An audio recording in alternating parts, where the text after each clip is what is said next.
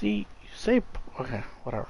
You say pause, but then it takes a while for it to come up on my Twitch. Well, hello and welcome back for a recap of week 1. Looking forward to week 2 of our podcast of the CDL. I am accompanied by my co-host, Bio. How are you doing today?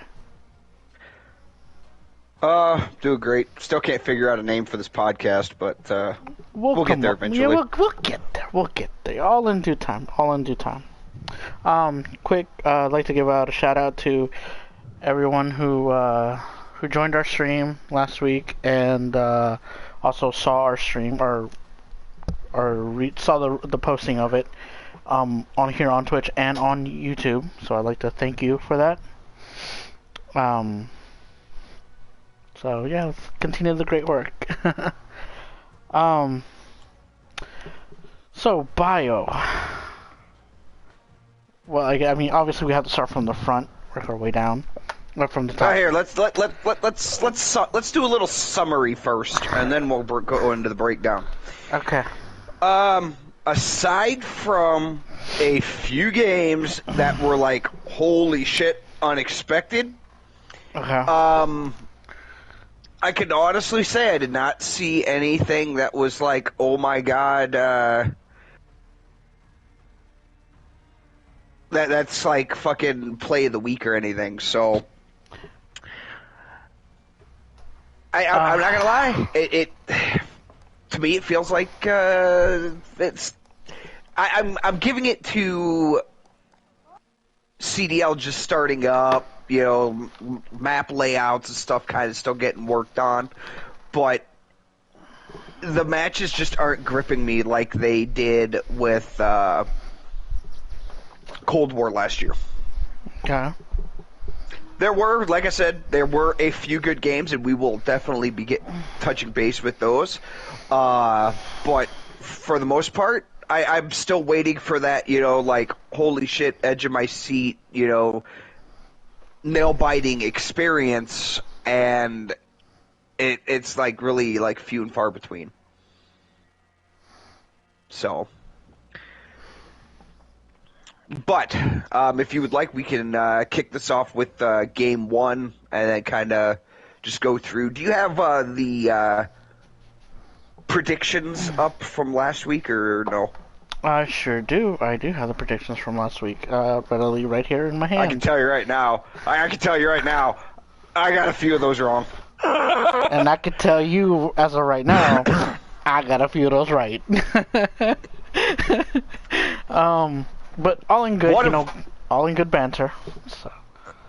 So one of them.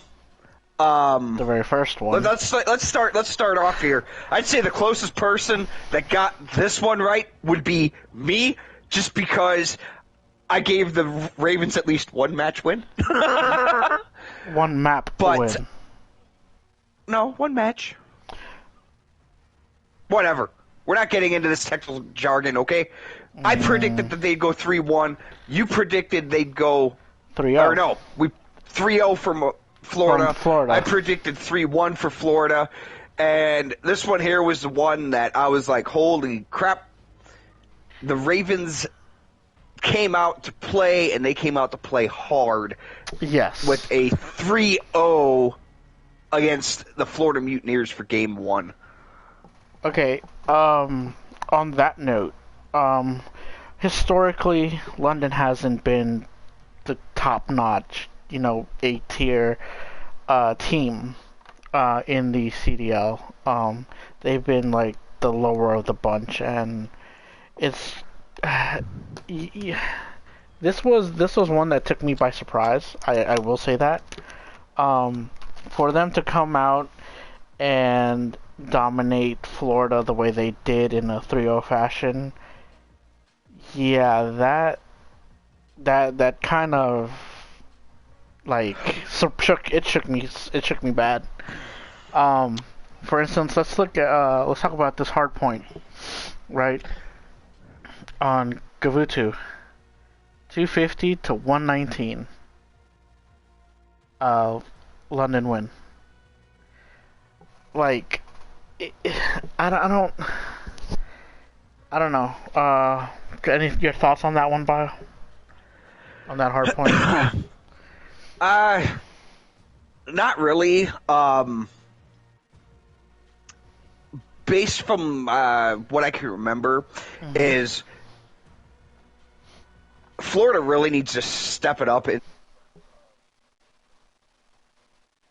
Need to step it up in terms of holding the point and not getting, their cheeks clapped almost instantaneously as soon as the point starts up. And London, I mean, they were freaking kicking some major ass. And this is one of those games that I was like, it's almost kind of like a oxymoron, I guess. Like, I wasn't super enthralled by anything specifically, but I was enthralled by the fact that London was out here, like, kicking ass. So, like I said, it's kind of like an oxymoron thing, but you know what? I got to give it to London. I was definitely impressed with the way they ran that hard point on Gavutu. I mean, sorry, not mean to cut you off like this, but like looking at their stats, like individual players, you had 3 of them going positive, 1 breaking even, which is 0. Everybody had +3, +6, and +10. Nasty, Afro, and Gizmo in that order. And then it just seemed like Florida could not pick it up. Like they were struggling that whole first round. Everybody but one person went positive on Florida. That's Awakening. And even he freaking. Oh no, that's later match. Never mind. We'll cover that later. Yep. And he only went positive by 4 kills, which isn't much. No, like I said, this one here was the game that I sat there and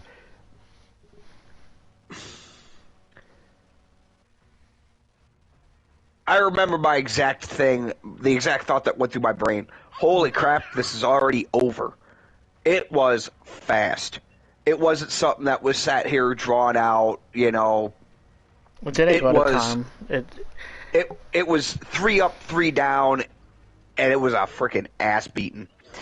Now, I mean, just look at the rest of the games here. You got 6-1 win with London on S&D on Desert Siege. You've got they even pulled off an offensive round win on Gavutu Control.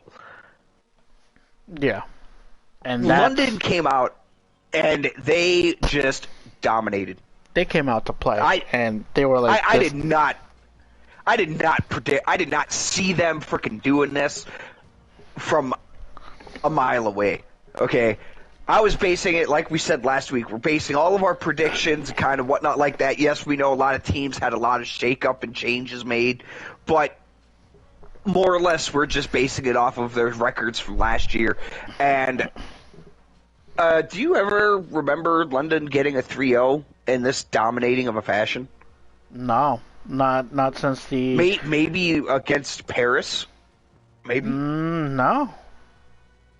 No, I don't think so. They've if they did play Paris, it would have been like a 3-1 or 3-2. But I think they always played opposite of each other in the tables, if I remember correctly, when they were picked last year. For MW 2019, I don't remember.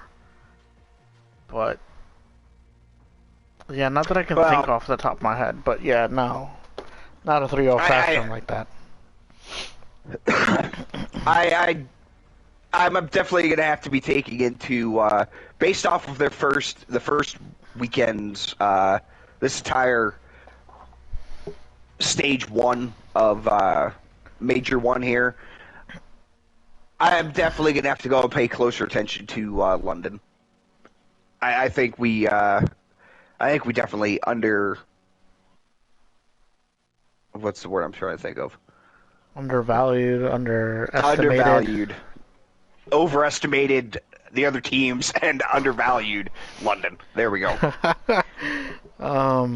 Yeah, it was a tough one. In my mind, I was like, am I seeing this right? I had to refresh the page that I was on watching the games on, and I was like, does that say 2-0 in London's favor? And then like the round had finished in control, and it said that London had won, and I'm like, wait, did they just beat them in 3-0 fashion? No, this isn't right.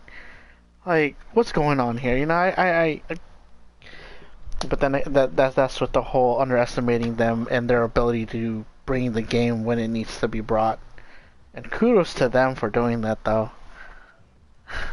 Yeah, I'm definitely, congratulations to London. We're going to touch base with them when this is the last time they played this weekend, but they definitely came out and they definitely put on a showing that, hey, this is not the team that was here last year. So, I've got nothing really else to add. Just a little quick side note. All of these players came up from challengers. That's something else to note about this London team. Like they're all challenger players that they were signed on to London, and there's some hidden talent down there in challengers. I'm just saying. That's something else that we might have to take a closer look at there, sir. Yeah. I mean, I think that's one thing I have noticed quite a bit recently is a lot of these people that are, noobs and have come up from, the Challenger League, haven't been playing, in the top tier, COD level here. I've noticed that they are coming out and they are putting up some impressive showings. They might not necessarily win everything, but they are definitely coming out, putting on a good show, and really making people sit back and be like, oh shit, maybe we can't underestimate these guys. So, just I'm speechless at London's performance.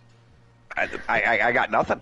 I mean, it kind of, and this is just to piggyback on what I hear over the airways, and a lot of teams saying that London is actually a pretty decent, solid squad, and by the showing, like it's there, it's there.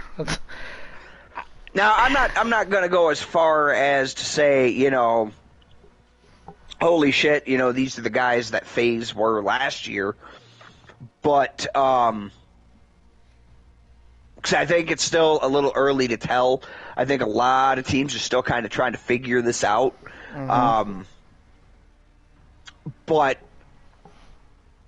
like I said last week, and I can hope that I'm going to continue to say it today, I hope these guys prove me wrong. I hope these guys are the FaZe. They're the FaZe team this year, But,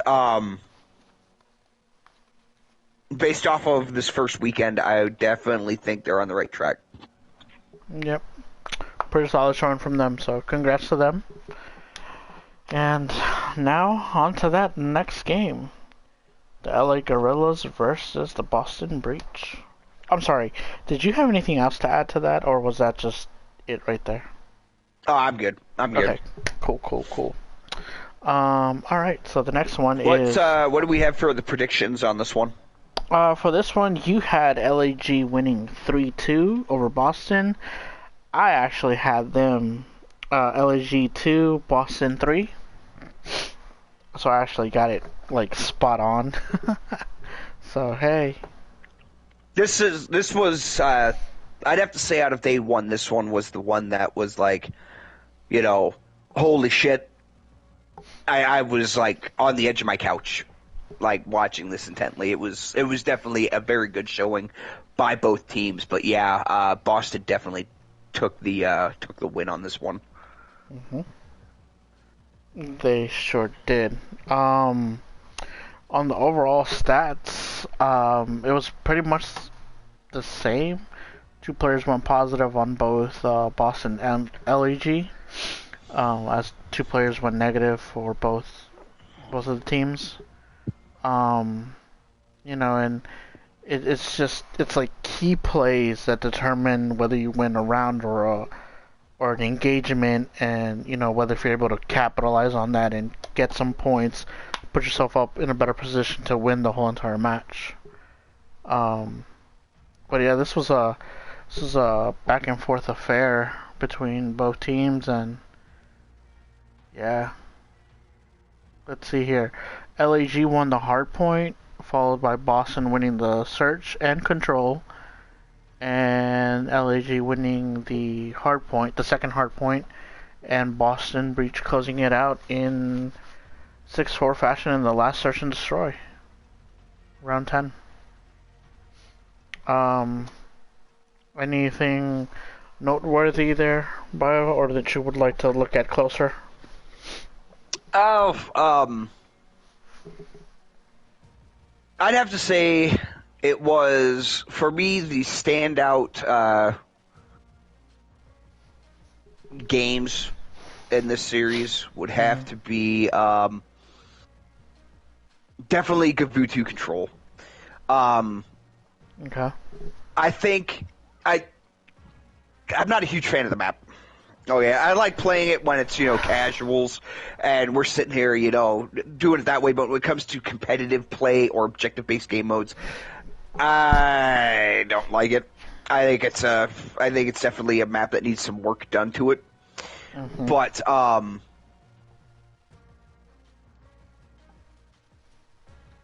I definitely enjoyed the. Oh gosh, I'm having like a brain fart right now. But I definitely enjoyed the game, the 3-2 win that Boston put on, the showing that they put on that map. I thought it was definitely a good one. You can definitely tell that LAG has hard point down, but again, like it's really hard for me to sit here and dive deep into this because just with how sorry of a state this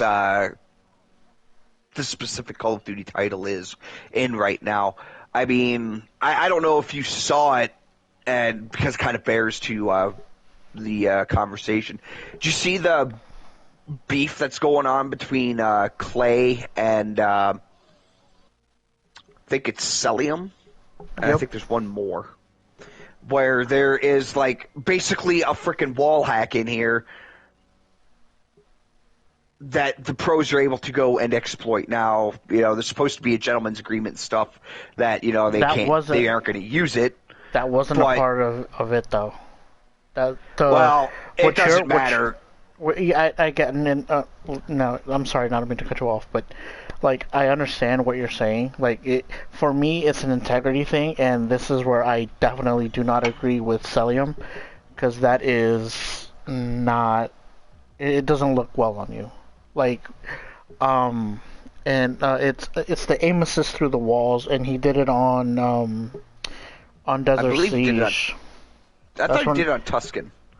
He did it on Desert Siege, and he like blatantly did it, and that's when people started to be like, oh, if he's gonna play like that like where's his integrity at? Like, as a player, you're hurting your stock at that point. Like, I mean, I don't want to, like, I get it's in the game and stuff, but still.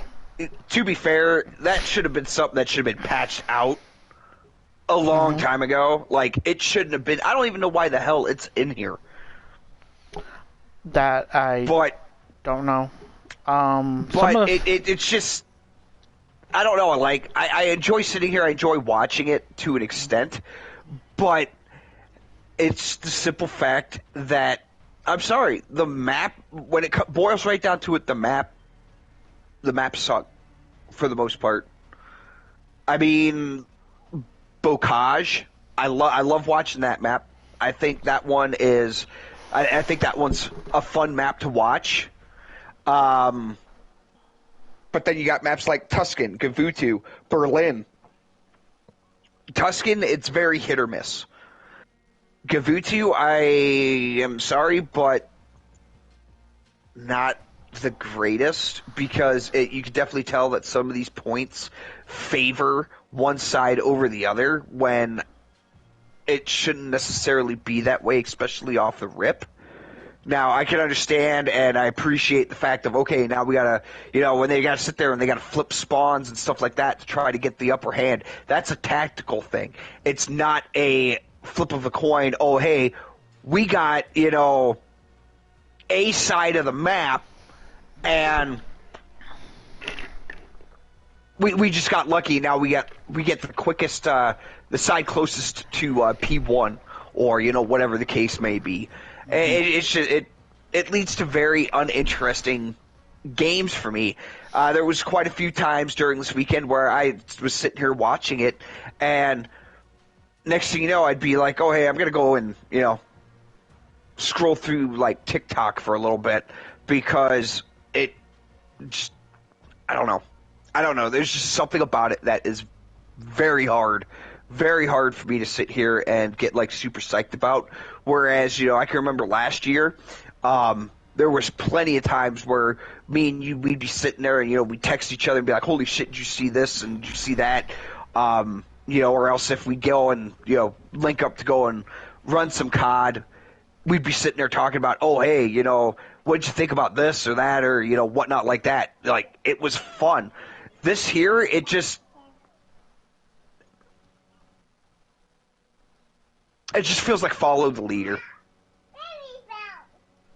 That might not be the best description, but it just feels like, it's all up to chance on who gets what spawn point. And then after that point, I don't know. In my opinion, and I've told you this multiple times, I don't think Control is meant for this game. No. I personally don't like it.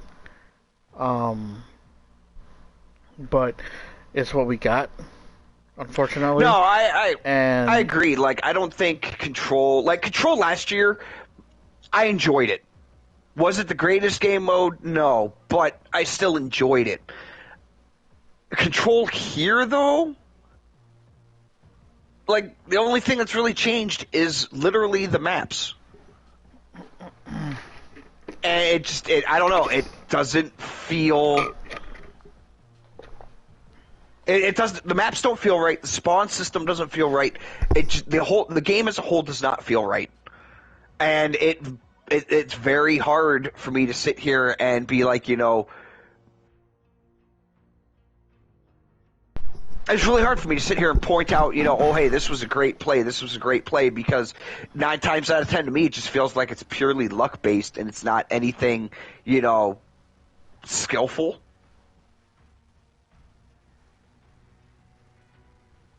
Mm-hmm.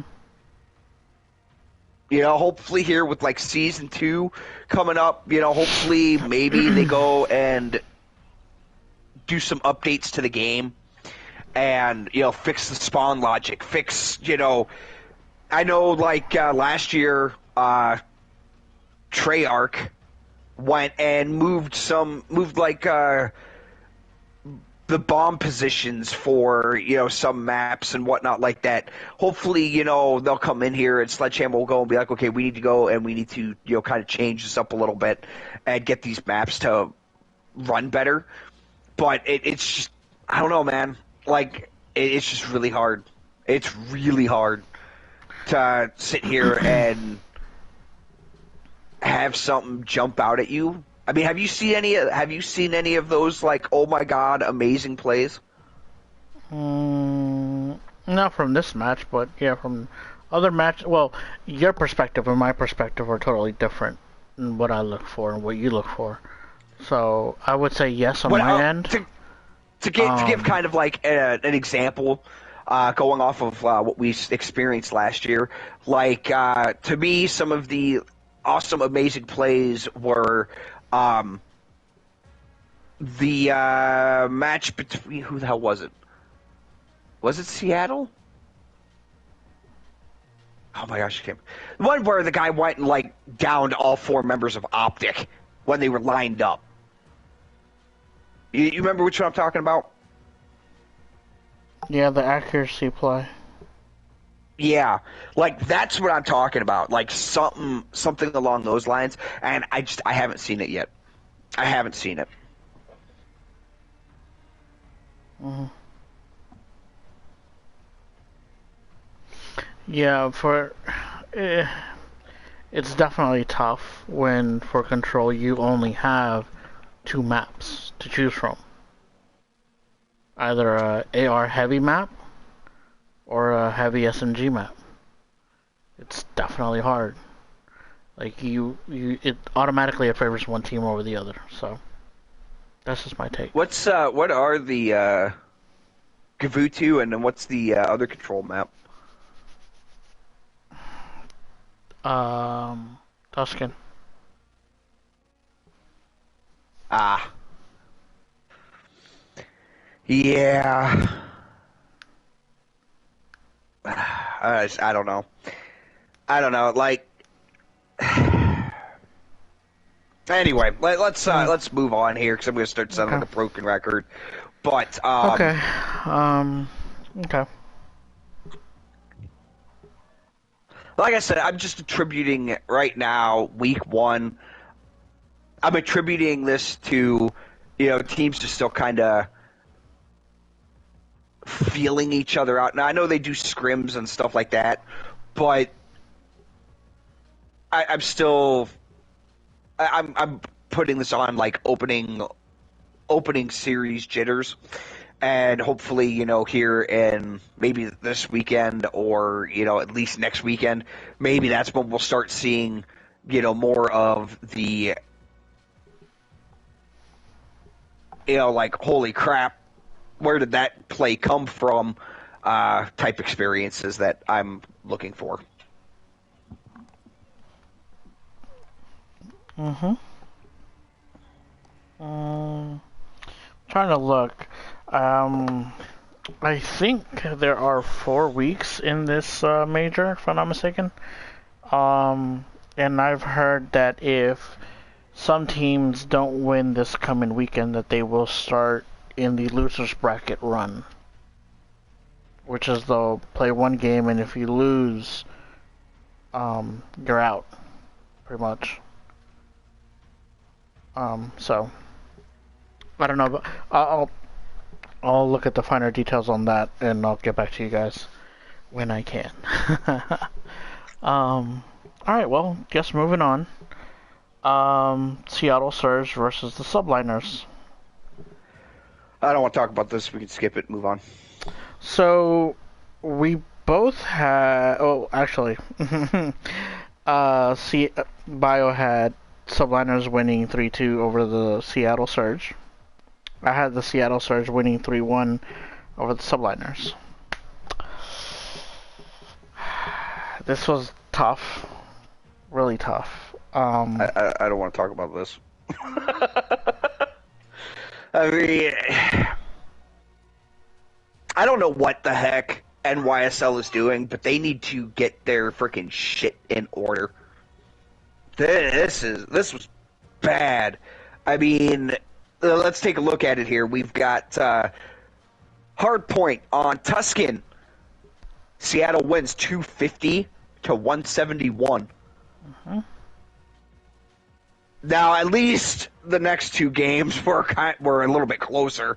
You had S&D on Bocage, 6-5, Seattle win. Yep. Then we have WK2 Control. Oh my god, I hate freaking Control on this map. I'm sorry. I'm going to keep beating this damn drum. Hopefully, maybe they do what they did last year, where after like season 1 or like season 2 or whatever would come out, and they went and brought back like Raid and stuff like that. They went and rotated those maps in and got rid of some of these other maps, like hopefully WK2 is one of them. But anyway, WK2 Control 3-2 Seattle win. I mean, at least you know, it seemed like NYSL started kind of bringing it back, but they need to get their heads out their asses, and they need to actually start doing something, because this was a rough showing for them, and it was a rough weekend altogether. Yeah, it was. This one was just tough overall. In the overall series, none of the players on New York went positive. They all went negative. Sib and Pred were the standout superstars for Seattle, going positive. Sib with 20, Pred with 12. Accuracy and Mac both neg, but not by much, by 2 or 3 kills. So, like, they've got 2 really badass AR players in Krim and Clay, and these maps just were not in their favor.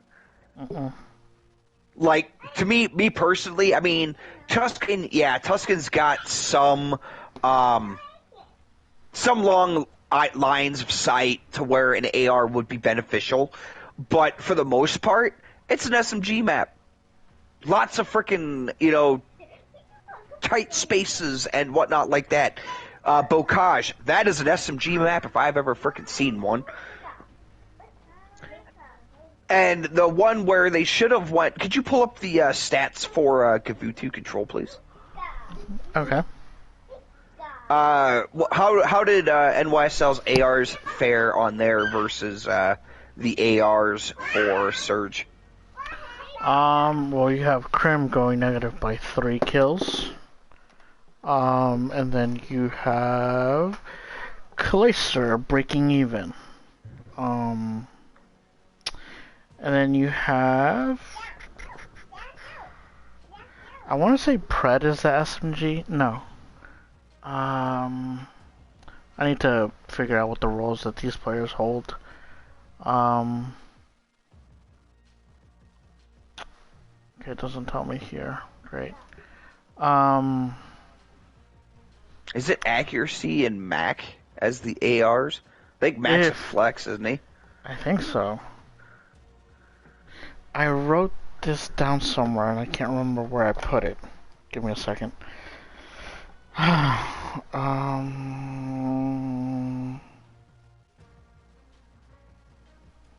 Oh snap.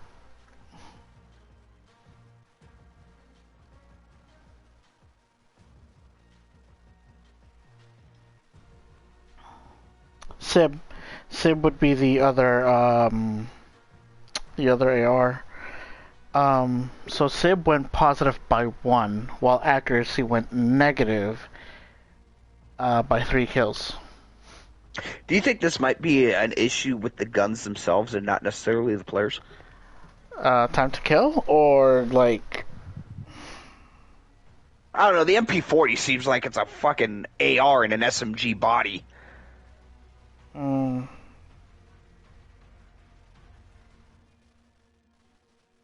Or am I like missing the mark on this one? No, you're right about the MP40. Like that's spot on.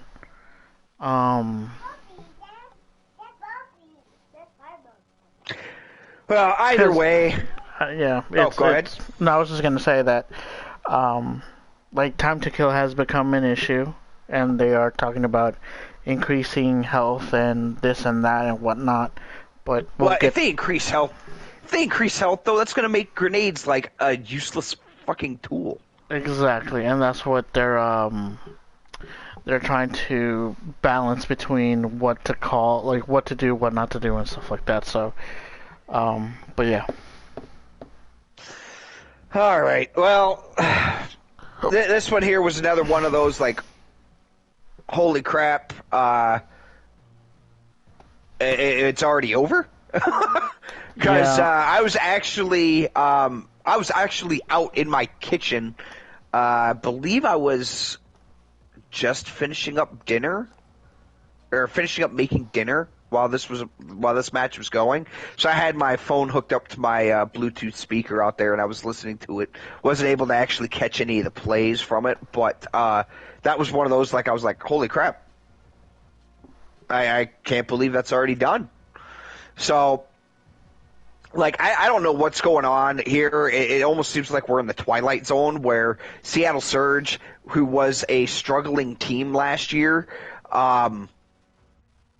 is out here kicking ass again. They were forced to be reckoned with during the what is it, the season opener? Mm-hmm. The kickoff? And the kickoff classic, there we go. And now they come back week 1 of Major 1, and they're backing it up. And it's like, holy crap. And like, against... last year I was hard on Mac. I'm not going to lie. I was hard on him. And either he's gotten better or he just excels at playing shitty-ass Call of Duty titles. I can't tell you which. But they keep this up, I will stand corrected. Mac has already proven to himself to be, really capable. Watching this guy play, I'm almost kind of sitting here being like, why, oh why did NYSL drop him for Crim? Experience, I would say. But right now, I think it's all a mental thing between everybody on the New York line, on the New York subliners. I think it's all just mental. They'll probably bounce back, as we'll talk later. But yeah. I got nothing else to add to this. I'm just like totally floored that Seattle Surge is coming out like this. Yeah, shocker. Shocked me. This is based. If I had to go off of, if I had to go off of just this weekend, Seattle Surge is one of those teams that I would drop what I'm doing and I'd be like, hey, I'm gonna be unavailable for the next hour and a half while I sit down and I watch these guys play start to finish. And I don't say that about a lot of teams, and to even nail this point home even more of how much I'm being impressed by these guys, I wouldn't stop what I was doing to watch NYSL the way they're playing right now. And I root for that team. And also think about it too, like you have 3 players. I don't know if you would consider Mac. I forgot if he was dropped or not from New York. Like no, Sib, Pred, and Accuracy came up from challengers. Even though I do know that Accuracy did play in the league last year. Yeah, he was rocker last year. No. You sure about that? Positive, because I don't think they changed their lineup last year. Minnesota Rocker. Oh wait, did they? They did, because they got Standy, but who did they drop? I forgot. But anyway, I'll look at that in a minute. I lost my train of thought. Biscuits. But yeah, so anyway, what I'm trying to say is that they came up from challengers and they're proving a point. They're out here proving a point. That's solely. I mean, look at all the teams that have players coming up from challengers. They are, for the most part, either dominating or really surprising the living hell out of us. They might not be winning, but they're definitely like, holy crap, that was a lot better, a lot closer than I thought it was going to be. Yep. This one surprised me a lot, so anyway, you don't have anything else to add to this? No. Okay. Well, if that concludes that, then we shall move on to the next one. Paris Legion versus the Atlanta FaZe. Quick side note before we get in. This is one of those that I was like, are you shitting me right now? Take it away, Vic. Give me 1 second here.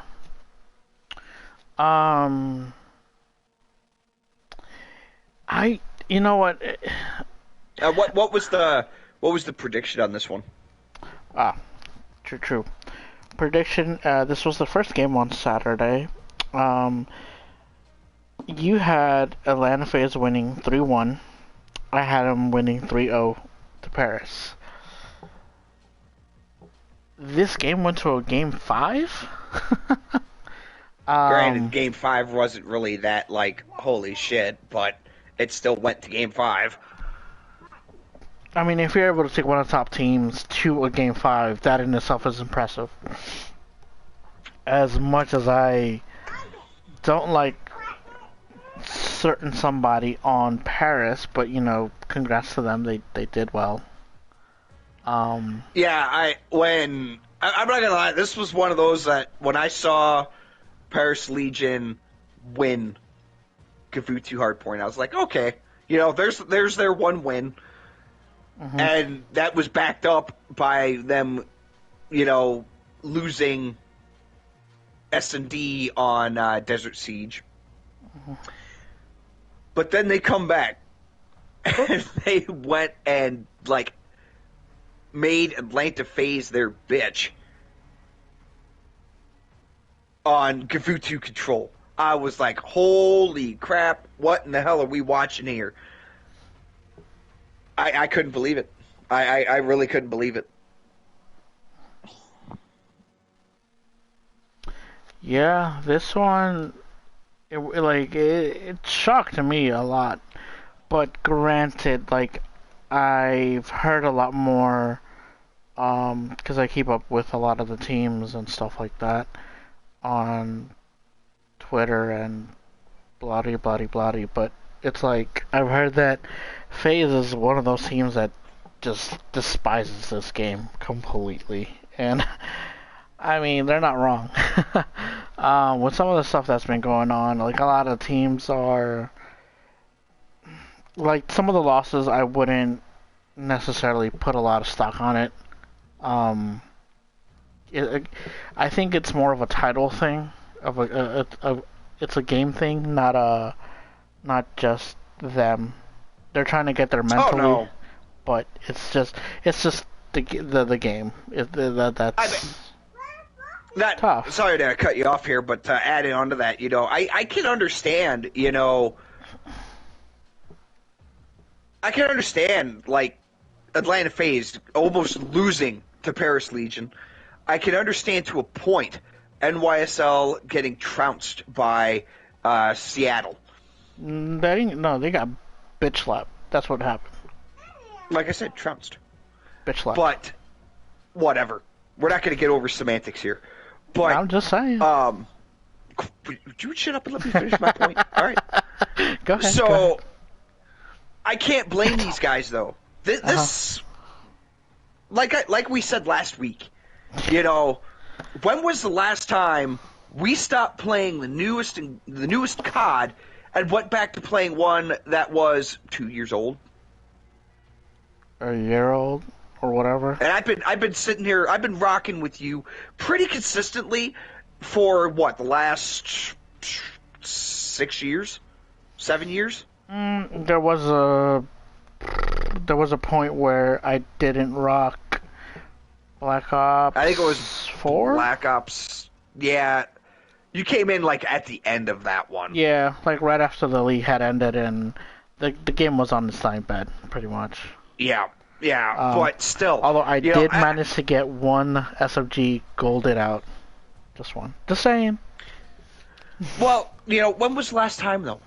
In how many years that we've been playing together, when was the last time we said, you know what, screw this game, let's go back to playing one that's 2 years old, doesn't handle quite as snappy, you know, you can definitely tell the game is showing its age.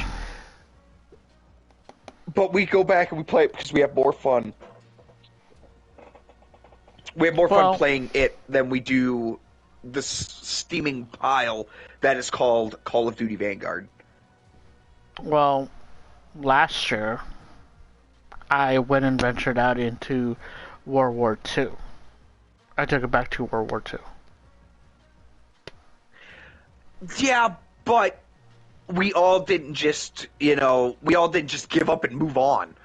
Yeah, you took a break, you went on a hiatus there for a little bit, and we're playing like World War II, but on a whole, we were playing Cold War pretty consistently, me, you, and some of our other friends, correct? For the most part, yes. I mean, don't get me wrong. There was plenty of bitching between, me, you, some of our other good friends, sitting there saying, how Cold War was a pile of crap. And I still stand by it that it was a pile of crap. But compared to Vanguard, holy God, Cold War was like the Hope Diamond. Bro, you could put anything next to Vanguard. You could put the hackable lobbies of Black Ops 2, 3, Ghost, whatever you want to put up against. Like, even the broken kill streaks of Newtubin and One Man Army, and that would still be better than what we have here. Enough said. That's just that. Yeah, we could sit here, we could beat this till, well, it's hard to beat a dead horse, but, we could definitely grind it up into frickin' pulp right now. But, pretty much. So I could understand, it's kind of hard to go out there and give a game your all when map design is absolute garbage. Guns are freaking garbage. I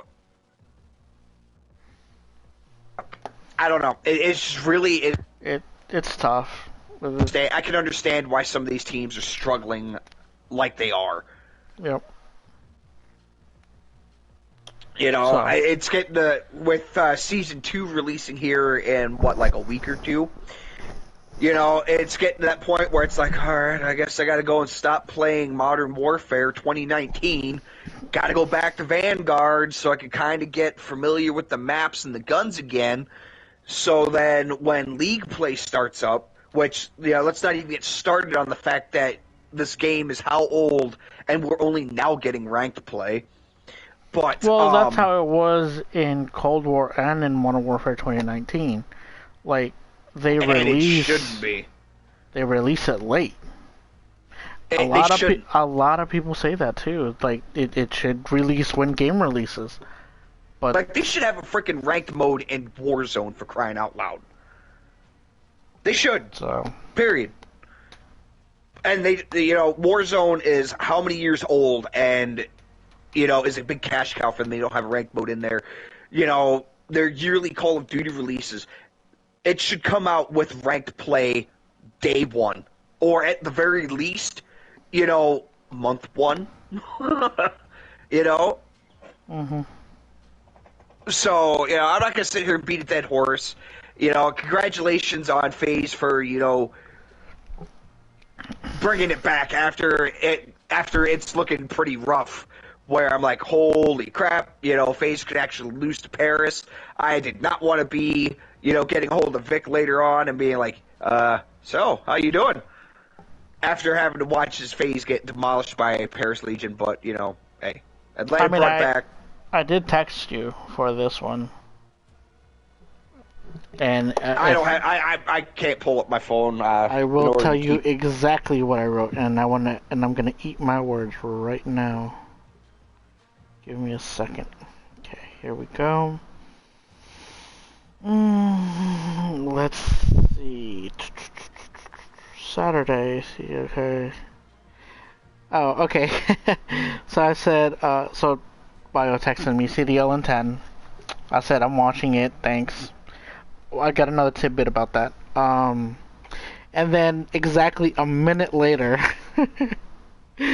jokingly, I said, FaZe about to get clapped, LOL. Yeah, and then I didn't hear from Bio after that. But in a way, they did kind of get clapped, and they have a lot of work to do. So I hope that going forward they do a lot better. Um, yeah, just like somebody needs to check their ego, and I'm glad that Paris was able to do that. Um, it actually gave him something to be like, okay, you This guys should are be a beatable. freaking this But should be a damn eye-opening experience for FaZe oh, of when course, you're almost getting beat by a team that had a losing record the entirety of last year, and first weekend with CDL 2022, and you almost get your ass beat by them. I'm not gonna lie, it was kind of nice to be able to sit there and see that Paris Legion almost brought down the juggernaut that is Atlanta FaZe. almost was after the control. Then it just became okay. Never mind. I take that back. So I will eat my words. So then FaZe, I will eat then my FaZe words was like, proudly. then FaZe was like, okay, it's time to stop touring with our dinner. Let's go. Yeah, pretty much. Just hard point 250 to 174. That was the second hard point. The search and destroy. The game 5 6-1. Like, yeah, they were like, all right, it's time to get serious. Let's lay down who's king. All right. Now moving forward. This one here was this one was a shocker for me. You want to start with our predictions? Yeah, sure. I think we're both losing on this one. We are, but I was closer. You had Optic winning 3-0 to London. I had Optic winning 3-1 to London. So. And London won 3-2. What happened? London. It was the first reverse sweep of the season. I'm not including anything in the kickoff classic period. So this is the first reverse sweep of CDL 2022, and it comes from the London Royal Ravens. Are you kidding me? And it all started with that control against map. Against Optic. Yeah. Like I could maybe understand London getting the reverse sweep on Paris, the way New York's playing, even New York. You know, Florida, I could see them getting a reverse sweep on Florida, but against Optic, holy crap! Like on paper, Optic, you have Scump, Dashi, Illy, and Shotzi. 4 prime players, and you get reverse swept. Like I knew this was gonna be a fucking hard one. Game 1. Bocage hard point. It went to time. Yeah. And I was like, oh my god, this is going to be a hard one. But I just did not see London pulling off the W. I mean, look at it next. You got Berlin, S&D. 6-5. Optic win. I was like, okay, Optic's going to go maybe lose control, but it's most definitely they're gonna mop up on the next hard point. And they lost control. And then they lost hard point. I'm like, are you serious right now?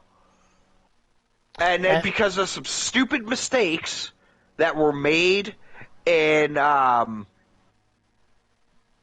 Bocage S&D, it cost them the win. They lost the second hard point by 100 points. Yep. And the second search and destroy, they lost. It went to around 11, and that's when it was a collapse. I mean, who was it? Was it Illy? On that last. I was like browsing through I was browsing through YouTube earlier today, and like their Scump, I guess, has like a little podcast or streaming thing that he does, and like he was touching base. I think it might have been this game, maybe. I think that was the Minnesota one. Okay. It was a Minnesota one. Because I remember seeing that was one that I didn't catch all of, and I remember at the very end, like there was only 3 cameras. There's only 3 guys still in there. I'm like, what the hell? And then I saw the highlight thing. We could touch base on that later on, but yeah, I cannot believe London reverse swept Optic in such a dominating fashion. Yeah. Full sail. Like you could say I would not say that London dominated Optic on Bocage S&D, but they dominated them in control and they dominated them in freaking hardpoint. Holy crap! I'm speechless. Congratulations to London on this one. I can't give these guys any more praise. Like, they are making me eat my freaking words. I did not expect them to, destroy the Florida Mutineers, and then the next day come back and be like, you know what, Optic? Learn your place. And smack them upside the head. I couldn't believe it. Yeah, I couldn't either. Like, it's impressive. It's impressive. Kudos to them on winning that match. That was a tough one. Anything else you'd like to add to that? I've got nothing for that one. Okay. I don't have anything as of right now. But moving on to the next one. This is another one that I'm like, holy crap. Toronto Ultra versus the Seattle Surge. Our predictions were Toronto Ultra winning 3-1 over Seattle. Boy, were we wrong. I can't even speak. That's how bad it was. You could tell me and Vic here have been gaming for a while because, when we have this running joke that, we never leave a teammate behind, hence why, we die so much. I'm more than you, but yeah. This is proof in the pudding. I didn't leave you behind, Vic. I died on this hill with you. What in the hell? Let me pull it up here. So Seattle Surge decimated, and I'm going to say decimated, Toronto Ultra on Tuscan Hardpoint. Then they turned around and decimated them again on Bocage S&D. And I'm like, okay, it's that. What the heck's going on? Here comes Toronto Ultra. They win. Gavutu control. It was a close one. Then they come back and they decimate the Surge. Seattle Surge on Berlin Hardpoint. So I'm like, all right, here we go. And then Berlin S&D, Seattle Surge comes back and wins that. Holy crap. This was one that I sat there, I watched all the way through. I was loving it. I was on the edge of my seat. What time was this one? 5 your time?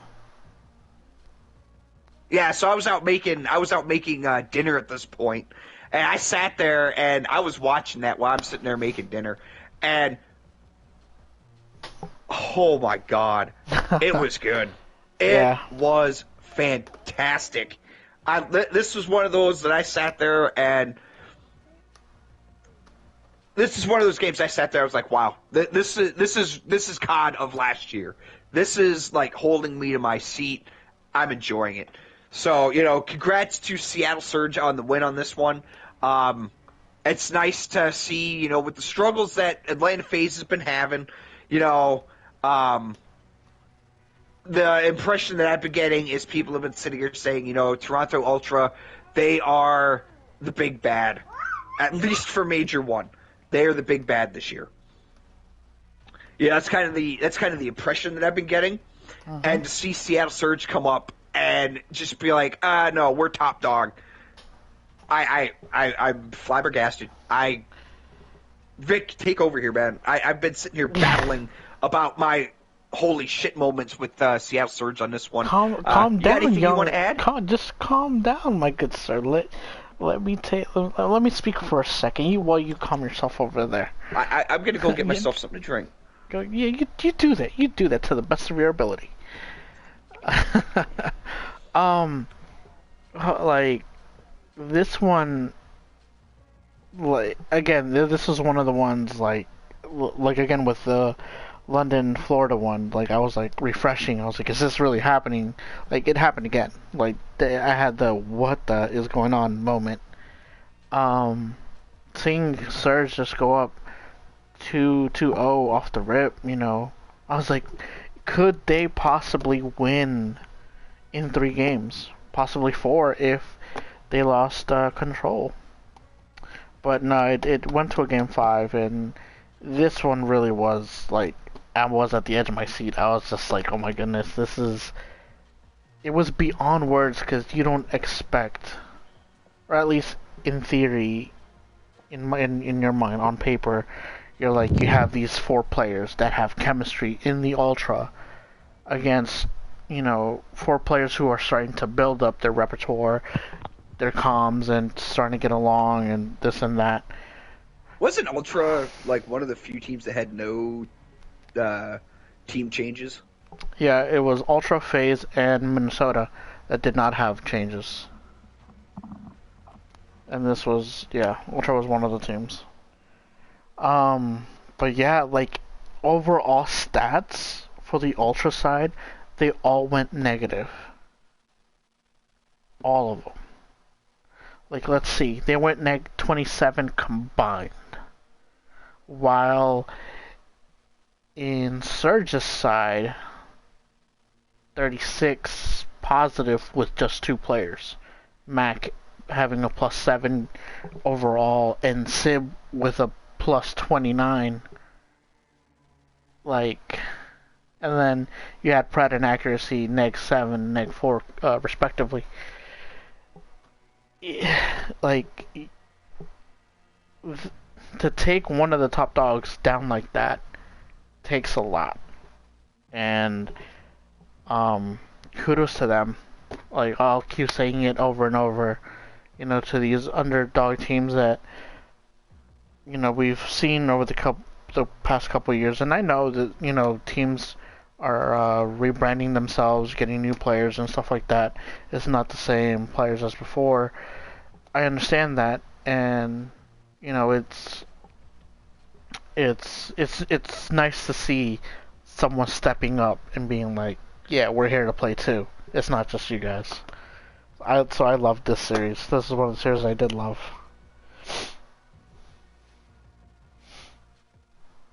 Are you back, Bio? Yeah, I'm back. Okay. But yeah, that was just my take on it. Anything else you want to add to that? Nope. I've got nothing on that one. Okay. Moving on to the next, then. LA Gorillas versus New York Subliners. Our match predictions were Bio had LAG losing 2-3 to New York, while I had LAG winning 3-2 to New York.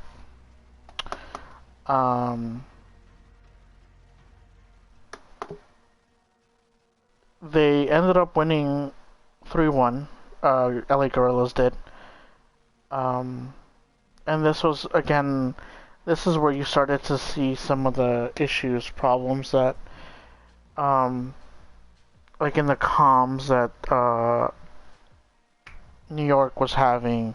Like they weren't doing the rotations. They weren't doing, like, they weren't very vocal about what they were doing, like getting kills on X spot, or, you know, like starting the flank or doing X, Y, and Z to get themselves in a better position to gain that advantage, to gain that round victory, which is something that Gorillas just came out and played better than them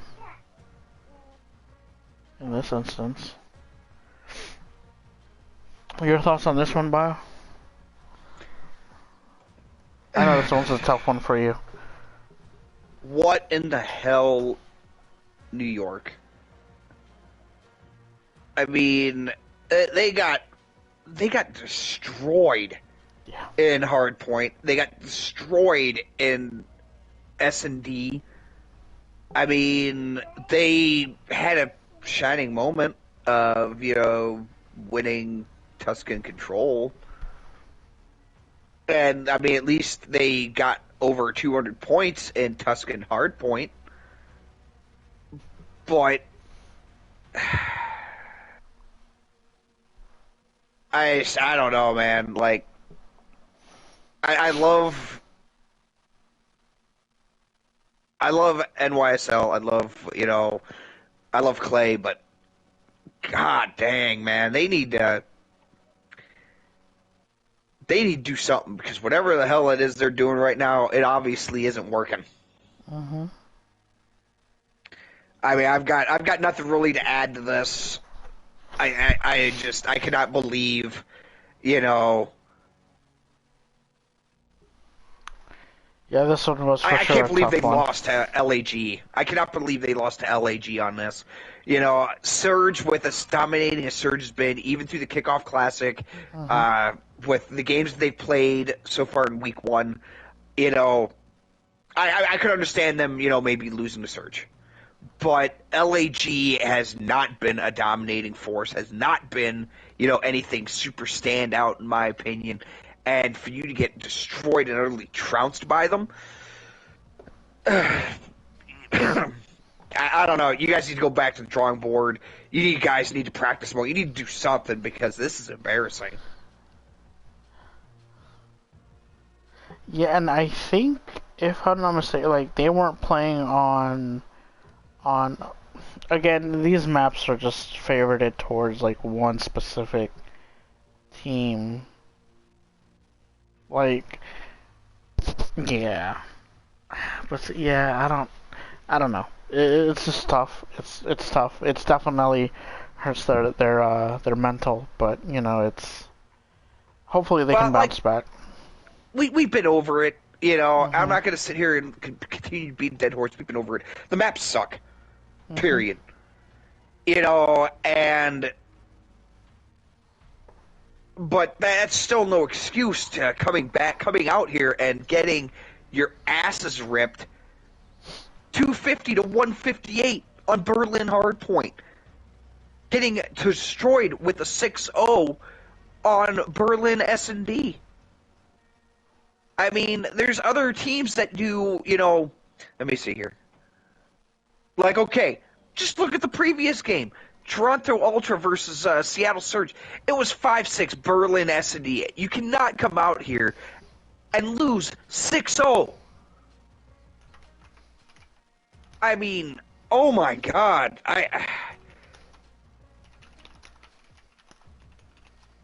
Where is my New York from last year? Where in the hell did that team go? Because this new one, it ain't freaking clicking. And yeah, you can blame the maps. You can blame the maps for some of these upsets, you know, whatnot like that. But to be utterly freaking destroyed like this, you can only blame the maps for so much. This is bad. Yeah, they need to turn around, and they need to fucking they need to do something. Yeah. I've got nothing else to add to this one. I think I've said it all that I need to say anyway. Yeah. Guess let's move on then. Our next match, our first match was Sunday. Florida Mutineers versus the Paris Legion. Our match predictions were Bio had Florida winning 3-0 to Paris, and I think I wrote 3-1 in favor for Florida. It has like a anyway. I think I wrote 3-1. So yeah, so we both got this one correct. Nothing too much to stand out about this one. It was just pretty cut and dry.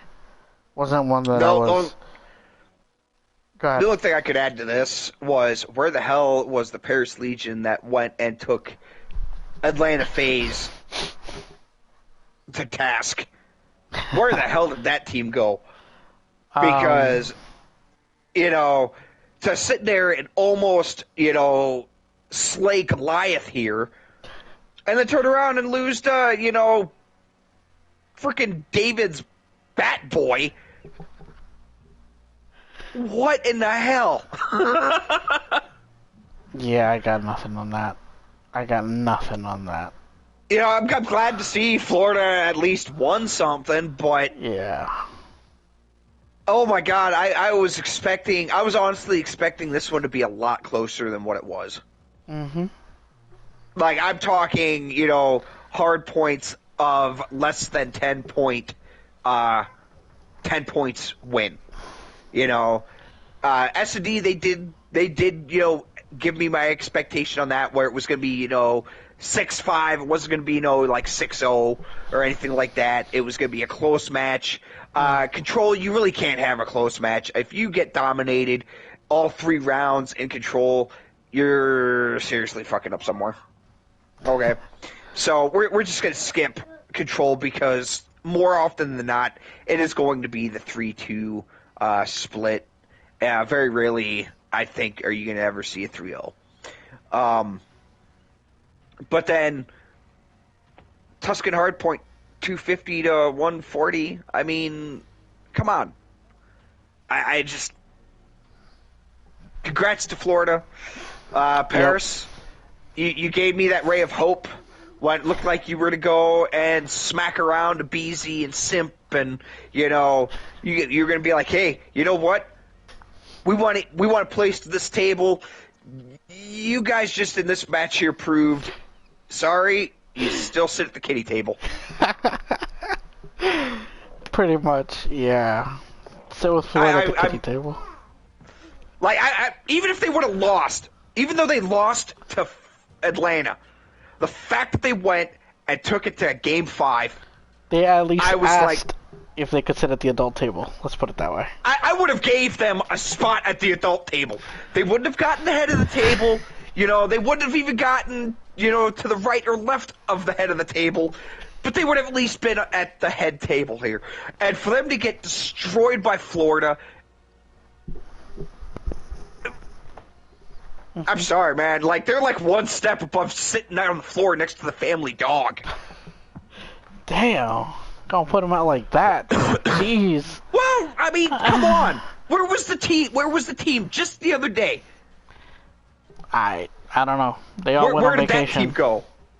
Obviously. But yeah. I've got nothing else to add to this. Congrats to Florida on it. Yeah, congrats to Florida. You let me down. But then again, based off of our predictions, we weren't really expecting a whole lot out of Paris to begin with. But that was, to be fair, before we saw them almost slay the dragon that is Atlanta FaZe. Yes. So, okay.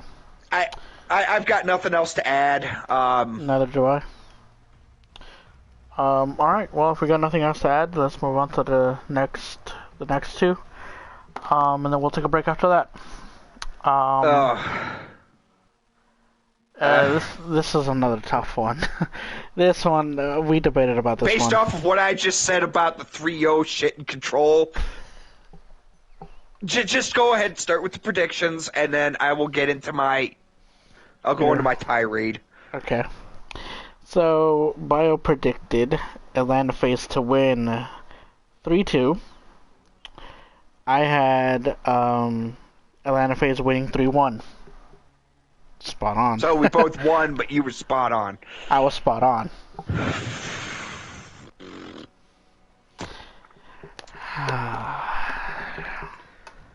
In this one, do you want me to take the lead here, or do you want to go first?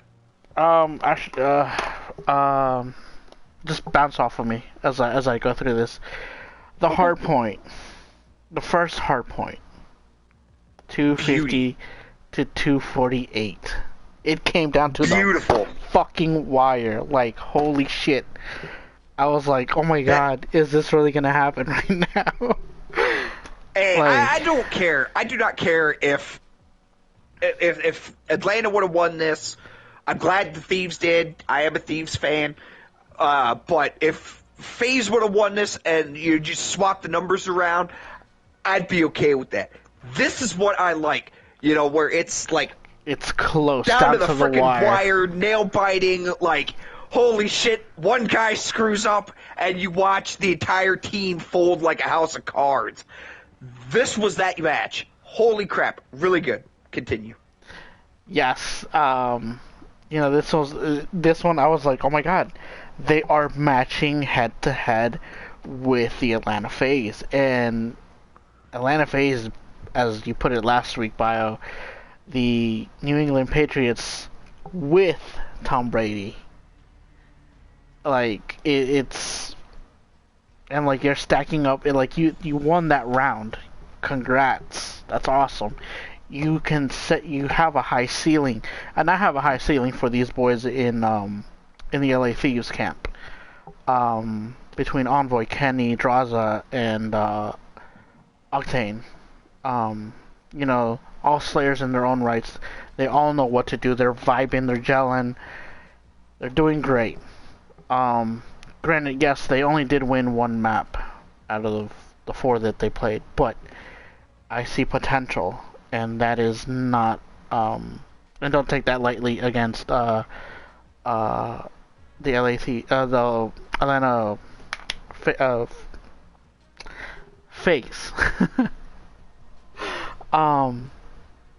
So like, kudos to them. The Search and Destroy, 6-4 to Atlanta FaZe, and then in Control, the 3-0. I see, like, the S&D, because you transitioned really quick. I thought you were going to be a little bit yet, but No, the 6-4, I could even stomach that. It's 6-4.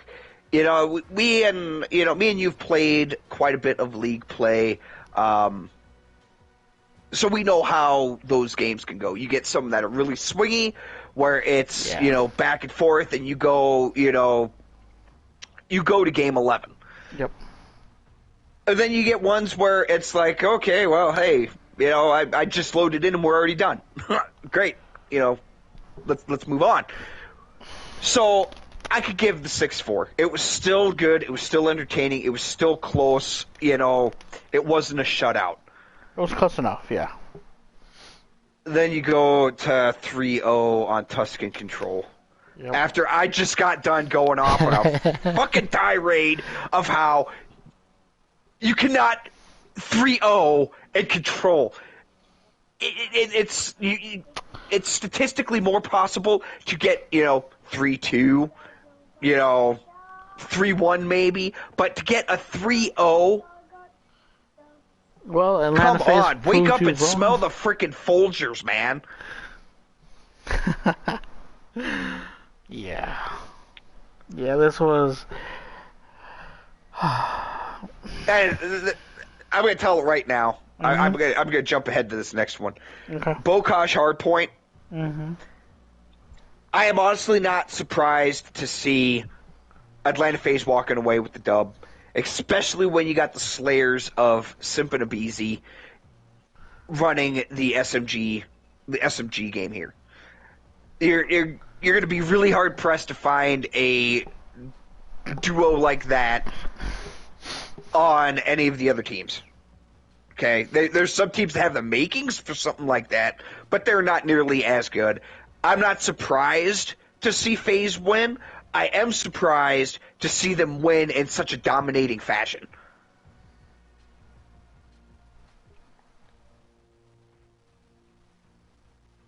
That's Vic? Yeah, I'm here. I'm trying to. Okay. They won by 114 points in that second hard point.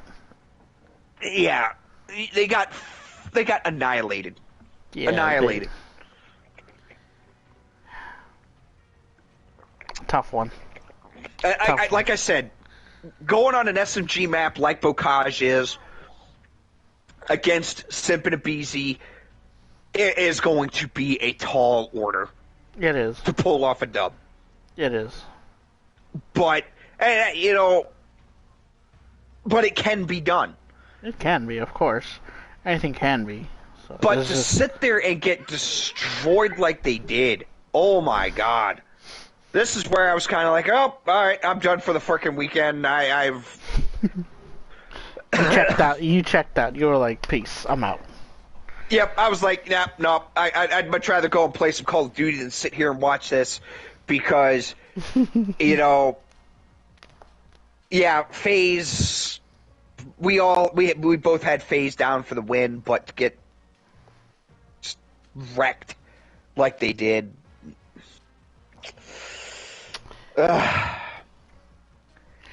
Yeah.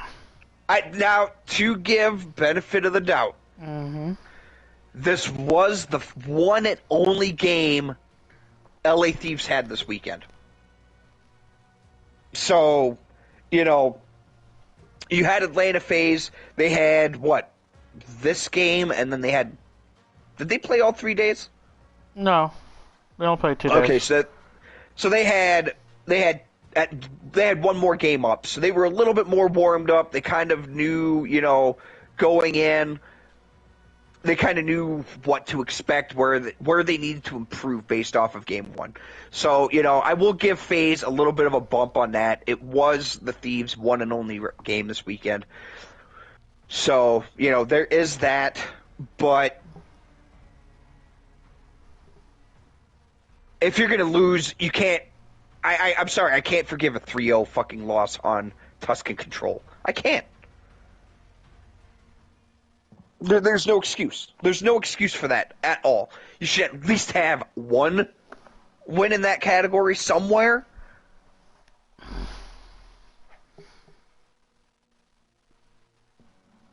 So anyway, I've got nothing else to add to this. I'm ready to move on when you are. Okay. Yeah, I got nothing to add to this as well, so let's keep it moving. Yeah. We won't talk about the outslaying that they did, but yeah, let's keep it moving here. To our next and final match of the evening. Our marquee matchup. No, was it this one? I think it was this one. I'll call it this one. We had Optic Dallas versus the Minnesota Rocker. Our predictions were Bio had Minnesota winning 3-1 to Optic Texas. Meanwhile, I had Minnesota winning 3-2 to Optic. And the results were Minnesota Rocker winning 3-2. Spot on. This is another weekend of...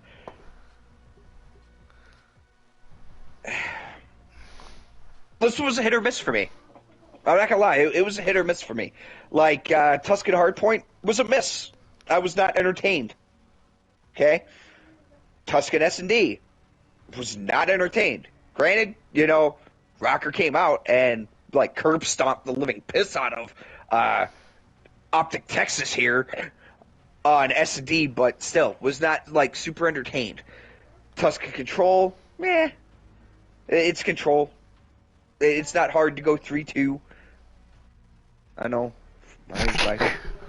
Let's move on. Let's move on. Let's yes. Let's keep moving forward here. Let's not go back. Mm-hmm. But then the next two games, Berlin Hardpoint and Berlin S&D, they were close ones.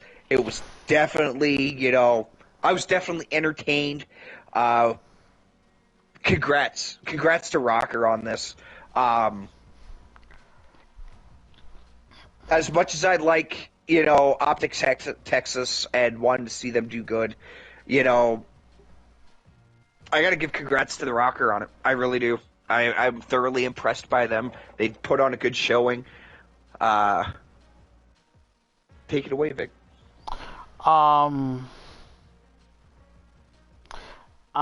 honestly, when I saw the Tuscan hardpoint, I I was like, okay, this'll go to a game 4 at least, is what I thought in my mind. Because that blowout was that was a lot. And then you had it in Tuscan, Search and Destroy, Optic winning the first round, and then just getting 06, like... Clapped. Like 6-0 straight up by Minnesota. Like, geez. Minnesota did not miss a beat on that Search and Destroy. And this is why I praised Minnesota last week, because they are a good Search and Destroy team. Optic, on the other hand, has a lot... in my book, it still has a lot to learn. You might have all these S&D superstars, but they lack something, and that it's noticeable. Control is control, like you said. The hard point on Berlin, boy, was that dicey. Optic had it, then like at the last seconds, Minnesota came in and just took over and said, "This is our home. We're making it our home now." So, and then in the Berlin Search and Destroy, you see Optic just try. They clawed it. Was this the one where, like, somebody could have easily looked in... Was this the one where they had, like, the defuse? Where all it would have took was one guy to look through the front doors of the B bomb, and they saw the dude defusing. Yeah, and instead he went the other way, and they had the other player come over and spotted him and got the kill just as he freaking finished defusing. No, he was planting the bomb, wasn't defusing. He was planting it. Yes, and this was the one. Illy, I think it was Illy that was what you're talking about. Was Illy was outside. He could have looked inside. And then they were planting the bomb, and that would have been an easy 2 kills, but the reading wasn't there. Like it's tough. This is the one, though. This is the one where I looked at the screen because I believe I was also making dinner around this time too. Have you noticed, like, the last games of the night, I'm usually making dinner, but I was making dinner, and this is where I looked at my phone screen, and I was like, "Hey, wait a minute! There's only 3 players. Where's the 4th one?" And this is where I forget. I don't remember who it was, but in the clip that I saw that Scump went and was showing during his stream or whatever like that, the dude, like, hardcore spiked his fucking headset. That was round 11 when they lost the match. Illy was extremely frustrated, and you can tell by the way he definitely broke that headset. Broke shit, dude. That thing is, like, gone. Yeah. Yeah. It was like he was trying to, you know that freaking asteroid that destroyed the dinosaurs? Illy was trying to reenact that with his headset. Yeah, pretty much. Yeah. So, I congrats to the Rocker.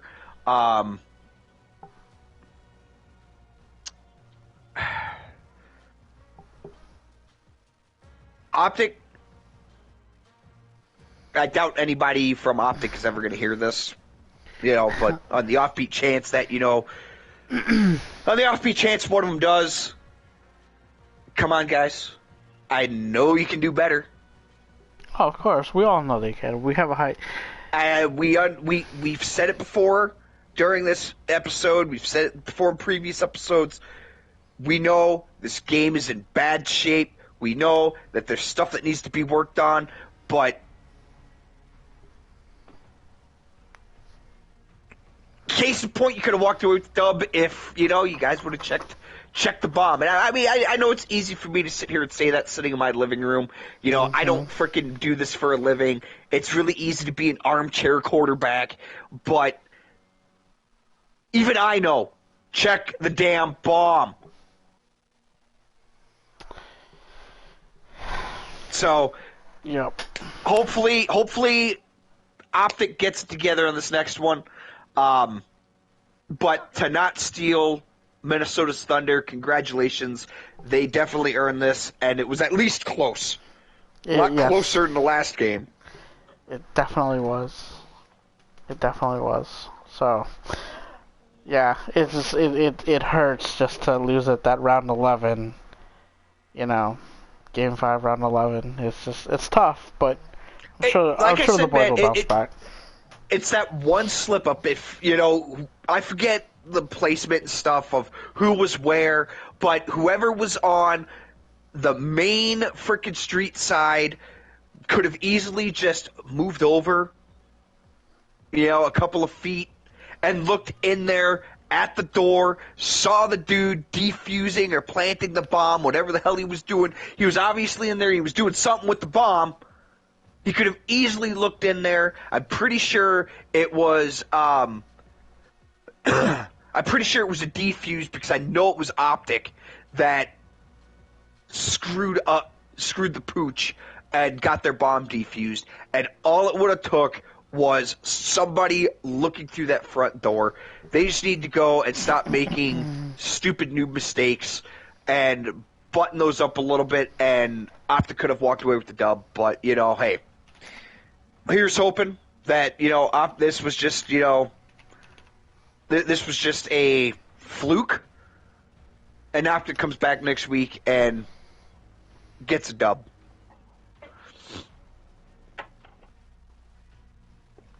That is the plan. Hopefully that they're able to pull it out. So, but I got to go, and I got to step away here for a minute, Vic. Okay. Because I have 2 little ones that are falling asleep on my floor. Okay. Go do what you gotta do.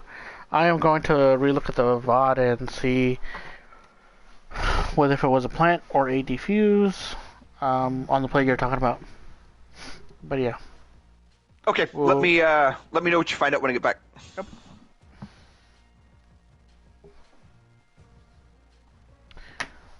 So, again, thank you guys for joining. For those of you who have joined, thank you. And guys who are watching the rebroadcast here on Twitch and on YouTube, thank you. I appreciate it. I did add the YouTube link to our last week's video, if you want to catch that. So please feel free to. So let's speed things up here for a minute.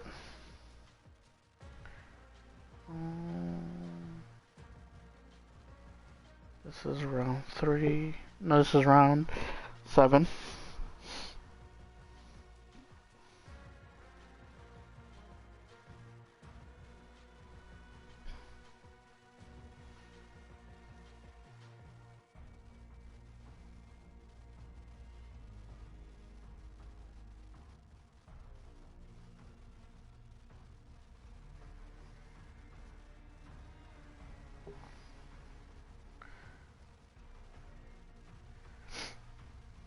Now I'm watching this at 1.75 speed.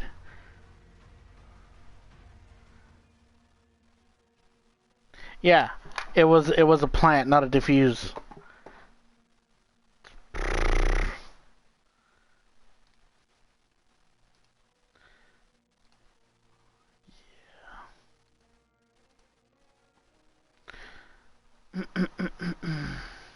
It's alright though. I mean, everyone played their hearts out, so it was. I think this weekend was great Call of Duty, and I can't wait until the 14th, or at least the 15th, because I'll play it on the 15th.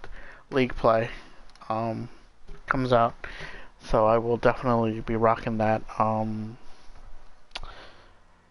I will be streaming it.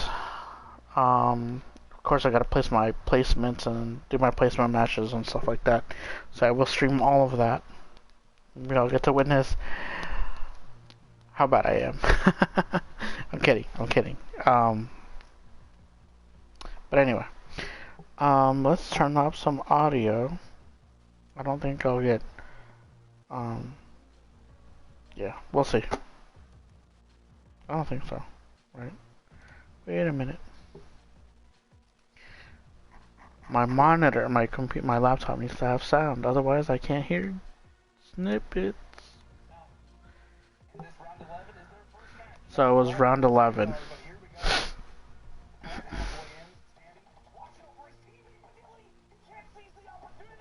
Yeah, it was Illy.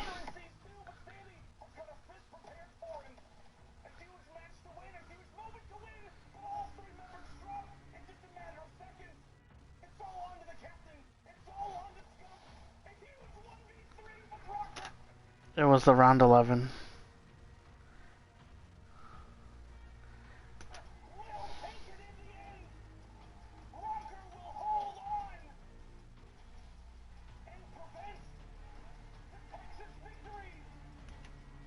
Yeah. No, yeah. We'll rewind this back to. Okay. I like how it just jumps from like getting the round 10 win on Optic, and then it just jumps straight into like them already going for the plant. At least the Minnesota Rocker going for the plant. Like it's. Anyway, we'll cross that bridge when we get to it. But anyway, hope everyone's been well. So yeah. I wanna add. With Control only having 2 maps, it's tough. And also with season 2, we were supposed to get London docks, but I think I looked at the little roadmap that they posted up, and it's not coming. So it might come mid season. So probably just tweaking it a little bit more. So hopefully that'll give us another map for Control. And then for Hardpoint and in Search, you have the 4 maps.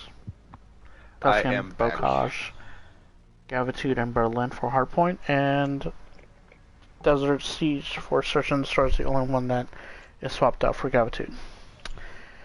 Sorbio, I have found said video, and I will play it out for you. And then once I play this out, then we'll go into our predictions for next week. Can you hear it? Round 11 is their first match after all here in Vanguard, but here we go. Plant halfway in, standing, watching over his teammate with Illy. He can't seize the opportunity. He comes around the corner and sees 2, but Standy has got a fist prepared for him.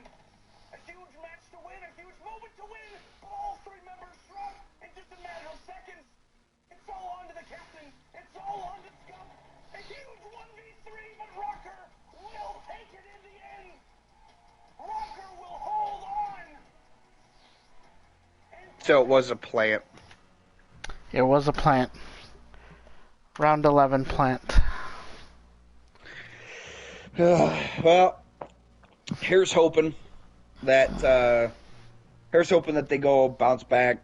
Like I said, there's a lot of teams that I'm going to chalk it to,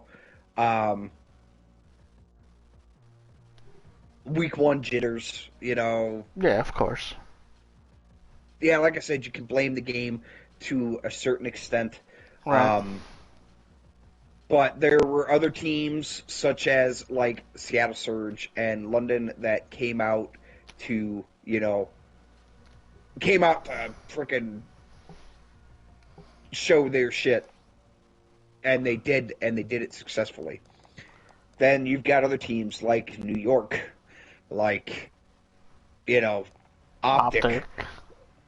where it's like this is like stupid mistakes or there's just some type of a disconnect and they need to step it up. Mhm. So, um, all in all, what was I entertained with week one? Yeah, there was some good games. Um, but if it stays like this, it's going to be hard. It's going to be hard to watch the rest of CDL 2022. So here's hoping, some more practice. Hold on a sec. Excuse me. Here's hoping, with a little bit more practice, some more games played, these games become a lot more competitive, and a lot closer. So, Yep. I've got nothing else to add for it. Like I said, there were a lot of teams that came out that I was like, holy crap, was totally caught off guard, and then there were other ones where I was caught off guard, but not for a good reason. So, Yeah. um, Well, with all that said, I- right. Oh, sorry, not to mean to cut you off, but like right now, I'm showing the COD standings. As of oh yeah, week well, I one. wanted to touch on that. Good job bringing that up. I wanted to touch on that. Yeah, no problem.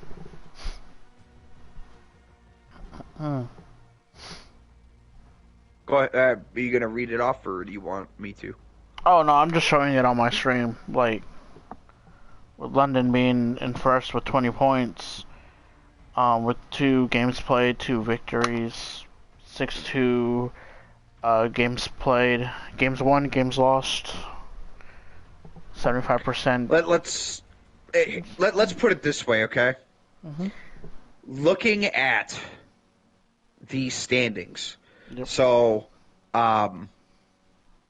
there are a lot of freaking teams on there that I did not expect to see, especially in the top 8.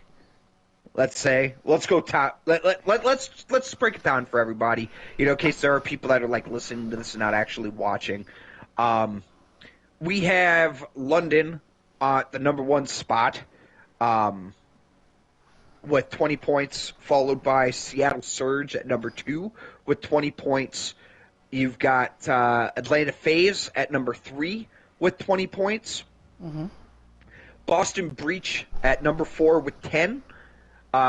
Minnesota Rocker at 5th with 10. LA Gorillas at 6th with 10. And then Florida Mutineers with 10 points as well. And that's your top 7. And then everybody else has 0 points with Toronto Ultra, LA Thieves, Optic Texas Paris Legion, and New York at the bottom. Oh. So, just because I know that there's some people that don't know, do you know, Vic, how you basically have a 3-way tie for first place, Mhm. but yet they've got London in the number 1 spot? Why? How do they separate who's in what spot based off of if it's like a 3-way tie for this? Okay. So the top 3 teams, basically top 1 are tied for first. Those are determined by games played and games lost. So essentially, all the teams, the first 2 teams have, or the first 3 teams have played 6 games, 6 matches, or no, 6 games. Sorry. So i.e. being hardpoint, control, search and destroy, and stuff like that. So they've won 6. They've lost 2. 2 of those games. Atlanta FaZe is in third place because they lost one more additional game than the other two. Okay, so then what gives? So uh, why is London rated higher than Seattle? Because I'm sitting here looking at the standings and they've got the exact same. They've got the exact same numbers in here as Seattle does, but yet they're ranked higher. It might come down to how they won each of those games and like the score within those rounds or matches. Oh, okay. That would Okay. be you're breaking it into the nitty gritty of it at the end. Like, Oh, that's when you start like nitpicking shit. Where yeah, like, say like London won 250 to 154, and then Seattle won 250, but the other team got like 6 more points. right. So it gave London the higher average. Okay. Yeah, pretty much. That's how it's broken down. Okay. Mhm. So, I can safely say the only team that I am surprised is on the leaderboard, or not surprised that it's on the leaderboard, is Atlanta FaZe. That is Yeah. the team that I'm, like, not surprised that they're there. I'm honestly surprised that they're third, but I'm not surprised that they're on the board. Shall we go with the teams that we are surprised by?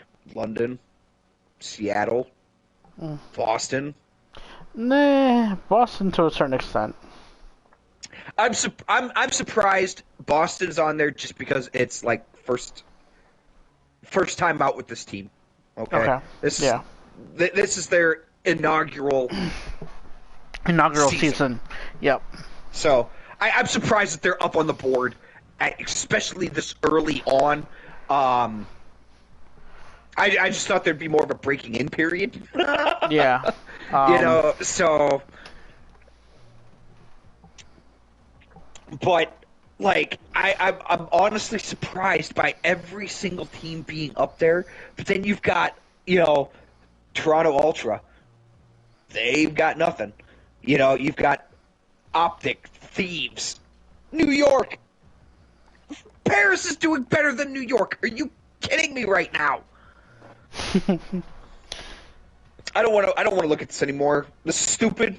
I want to go home. But you are home. Don't make me cry. I'm sorry. We shall pause for a moment of silence to respect for the New York subliners and their. Let me just stop. They better. They all I'm saying is they better freaking pull something. Oh, we'll get there in a minute.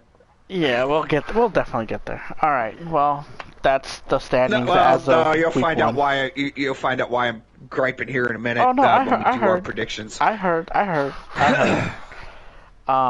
So these are the standings as of week one.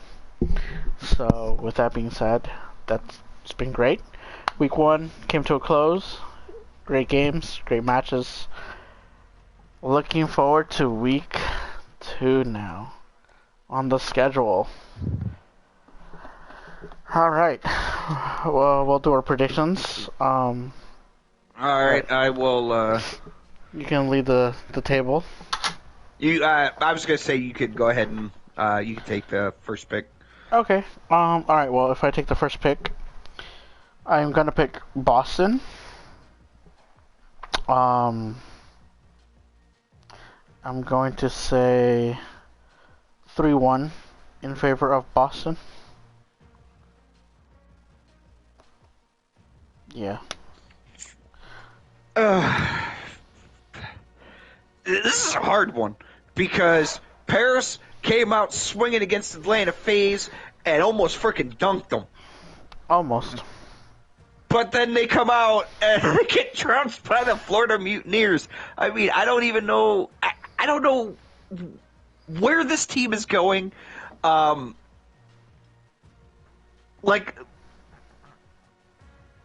my heart, I want to give Paris. I want to go with Paris. Okay. I want to be like, they're going to come out, they're going to dominate 3-1, maybe 3-2, but it's going to be Paris. But my brain, I got to give it to Boston. I think Paris is way too all over the place. You know, you cannot almost destroy FaZe, but then, you know, get your cheeks clapped by Florida. That makes no sense. So Yeah. I'm going to have to go with Boston.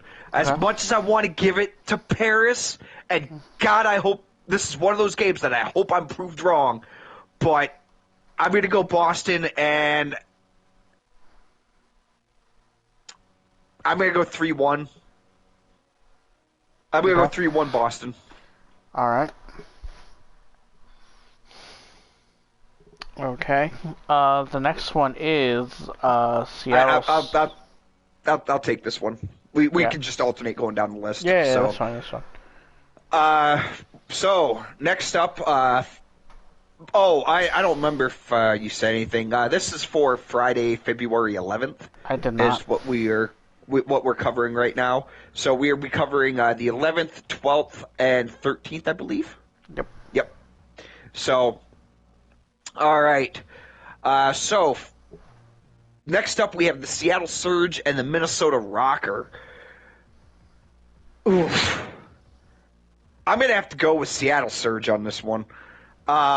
Based off of their dominating performance in Week 1, and the fact that Rocker had to go to Game 5 against Optic. And, I mean, that's not trying to talk down Optic. I mean, they've got some powerhouses on that team, but Optic is struggling, and for Optic to have to take you to a Game 5, I'm going to have to go with Seattle on it, but I will say it will be a tough fight. I'm going to go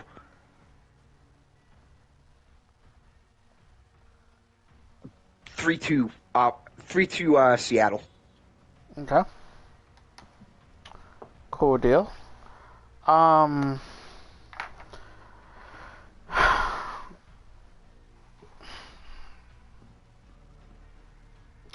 As fast as Seattle plays, I don't think Minnesota can keep up with them. So I will choose Seattle 3-1 over Minnesota. I'll give Minnesota the S&D match round. So that's my pick. Honestly, I think you're right. I'm just hoping the only reason I went 3-2 is because I'm hoping it goes that way. Yeah. I really do. Realistically, you're probably more correct than I am on this one. Rocker is going to be good with the S&Ds. I honestly think the toss-up is going to come down to two things. One, the hard point game. But the bigger toss-up is going to be the control match. Map choice and who starts where. So, that's what I think it's going to come down to. Literally, it's going to be what map it is and who attacks and who defends are out the gate. That's what I feel like it's going to come down to. So. Okay. Okay, so what is that? 6 o'clock. Okay, so on Friday, February 11th, at 6 o'clock Eastern Standard Time, you have LAG going up against Ultra.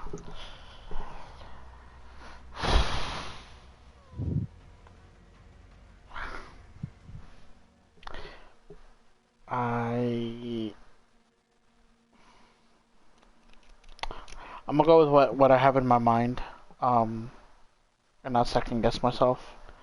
Gonna go with Toronto Ultra, 3-0 to LAG.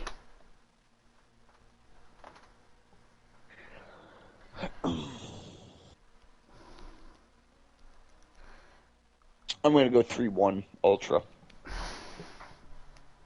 I think LAG might be able to eke out a little something. I don't think they've got the chops to destroy or to dethrone Ultra here, but I think they'll maybe give him a little bit of a black eye, but it will definitely be Ultra giving LAG the ass kicking. Yep. So this next one's going to be hard for me. You got anything you want to add to the LAG Toronto Ultra before I move on? Nope. Go ahead. All right, we've got, holy crap, 4 games on a Friday? Woo! That's going to be a late You'll one. love to see it. We've got the LA Thieves versus the New York Subliners. Oh, my God. My two teams.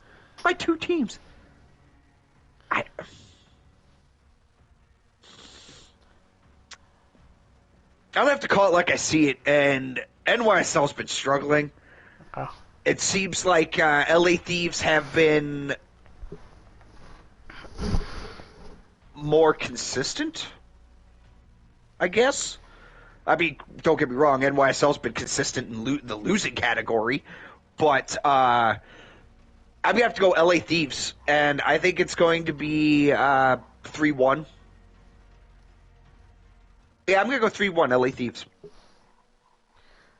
3-1 LA Thieves. Yep. Okay.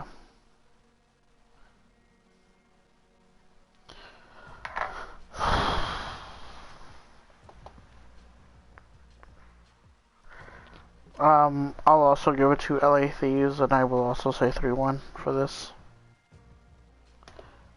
There isn't much I can talk about on that one. Sorry, I'm looking for something real quick. Yeah, New York. Okay. Okay, so they did. Okay. So yeah, that's what I think as well. 3-1 for LA Thieves. Hopefully this one's a lot closer. But anyway, anything else you want to add on this? Just please, New York, don't shit the bed. This is one of those games I hope I'm wrong. But the way New York's been playing,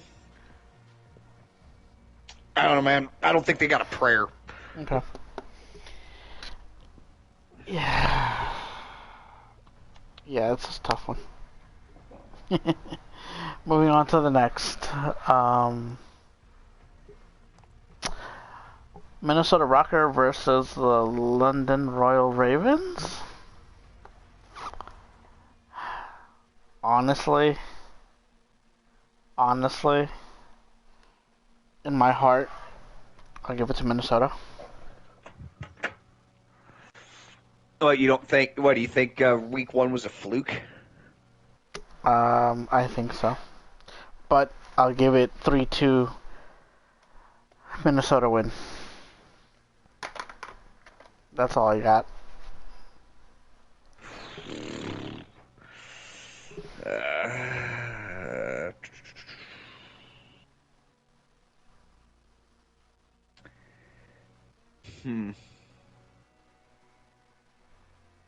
Oh, and by the way, this is for Saturday, February the 12th at 3 p.m.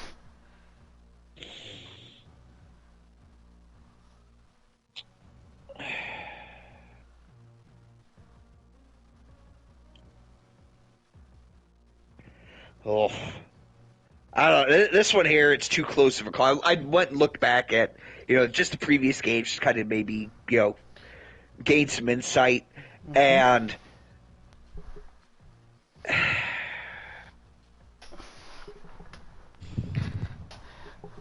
I almost want to agree with you. I almost do, but I feel like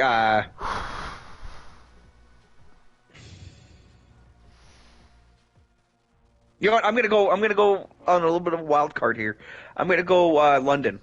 Okay. I'm also gonna agree. It's gonna go the distance. It's gonna go. It's gonna be a 3-2, but I'm gonna go London, just because they've been hot out the gate the last 2 games they played. I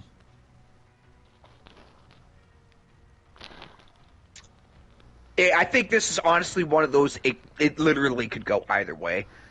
There's not either team that I'm sitting here like saying 100% they're going to walk out of this. It's that close in terms of their skill levels and stuff like that. So I'm basing this solely off of what I would like to see, and that is the underdog that is London come out on top. Okay.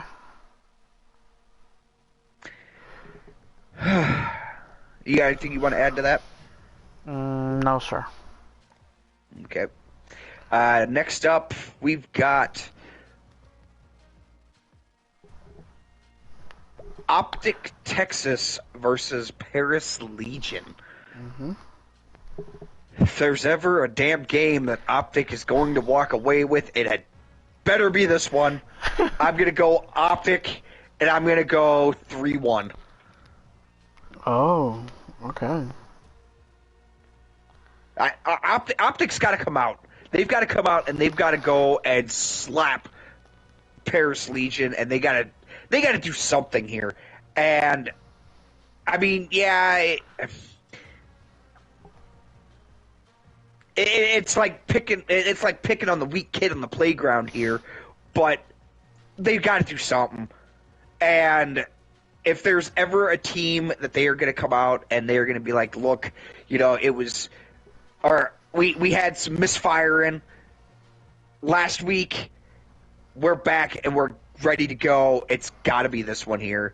If they lose, I'm sorry, I'm going to chalk freaking Optic for the rest of the season. Okay. As far as my prediction goes, 3-0.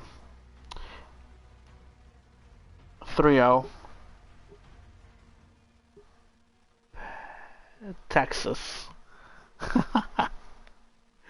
I got Optic Texas winning this one.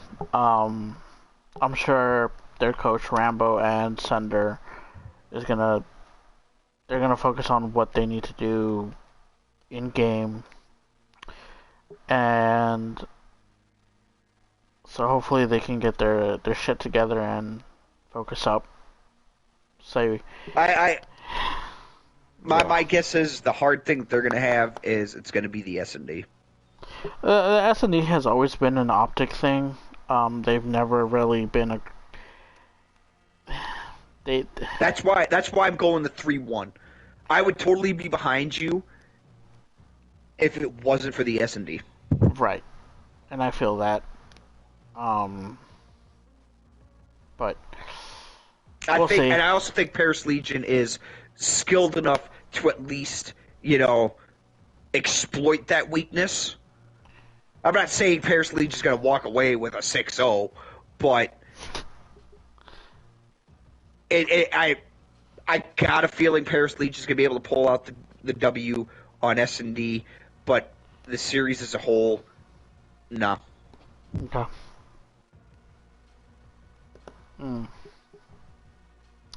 Well, that was my thoughts on that one. Anything else you'd like to add? Nope. Okay.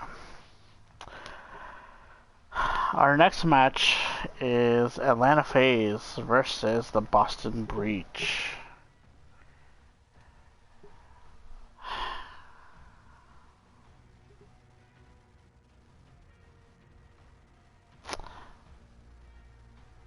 It's obvious I'm going to give it to Atlanta.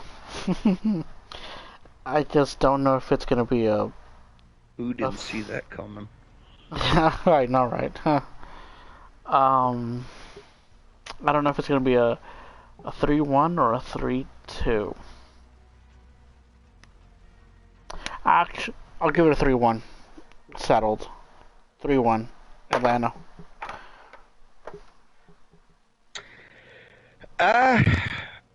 I concur. I think it's going to be 3-1. I don't think Boston. Yeah, they might be hot shit right now, but I don't think they've got the chops to take down a powerhouse that is like Atlanta FaZe. I don't think the SMGs on Boston compare to the SMGs on FaZe. That's literally the deciding factor for me. The Don't get me tiny wrong. terrors. Don't get me wrong. Capsidal, when he pops off big. But he's not consistent. Yep. And I think it's going to come down to map choice. And I think it's going to be the SMGs that are going to get the win on this one. As much as I don't want this, because I'm sorry, it kind of irks me that I'm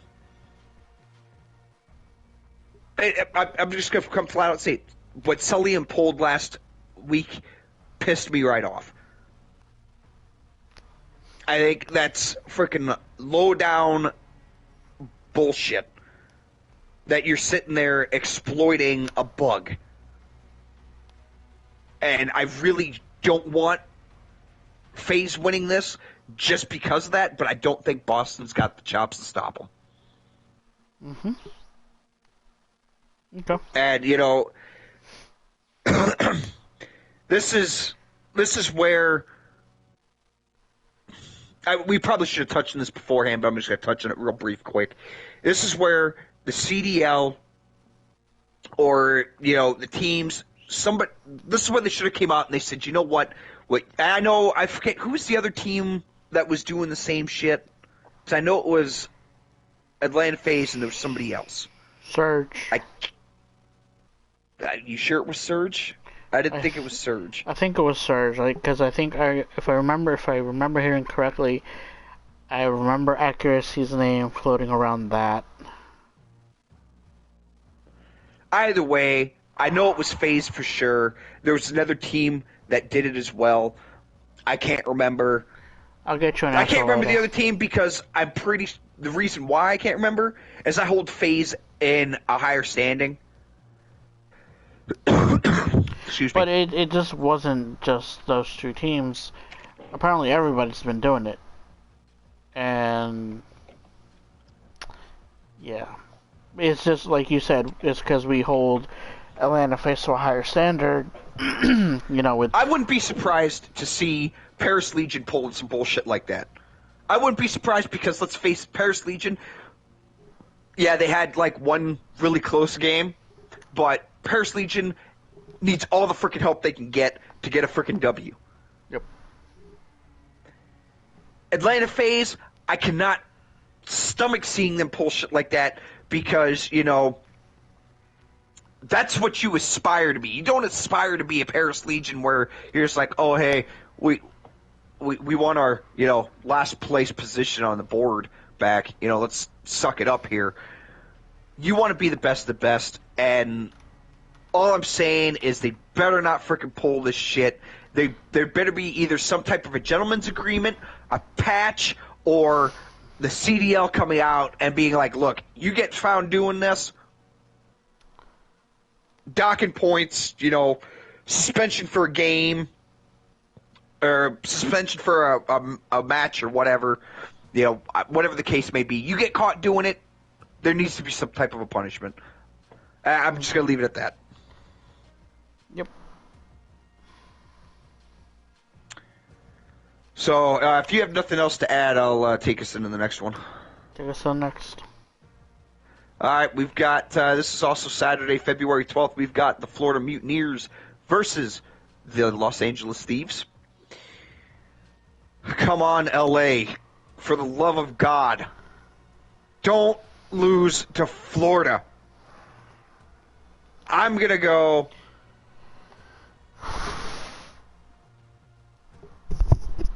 3-1. LA Thieves.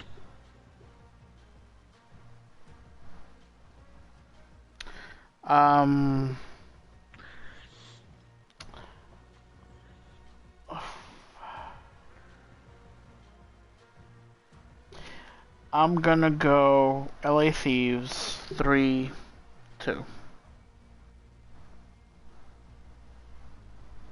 Ah, so you think this one will go the distance, huh? Yep. That's what I think. That's my opinion. I don't know. Florida, in my opinion, has been struggling, like bad. I don't think it's going to go all the way, but I definitely don't think they've got the chops to take the win. Okay. So, oh boy. I've got nothing else to add to this one. The next one should be fun, though. Yep. Go ahead. No, this one's yours. I thought, okay, whatever. Yeah. London Royal Ravens against the LAG, Los Angeles Guerrillas. This is our first match of 2 on Sunday. I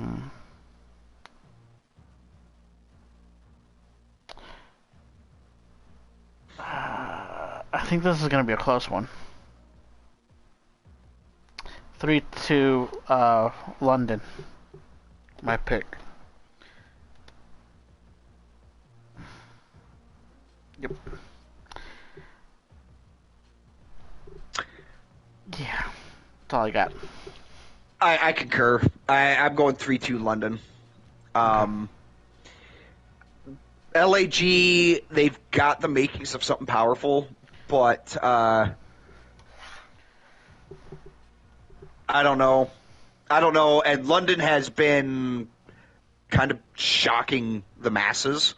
So I'm going to go and give London benefit of the doubt on this one. I'm going to back you on this one, 3-2 London. All right. Got nothing further to add to this one. All right. Let's see. Last game for Sunday, February 13th, is going to be Florida Mutineers versus Toronto Ultra. I think this is no contest. I'm going Toronto. I want to see the 3-0. I think it's probably going to be a 3-1. But I'm going to go with 3-0 Toronto Ultra. Okay, 3-0. I will go 3-1 Toronto with the dub.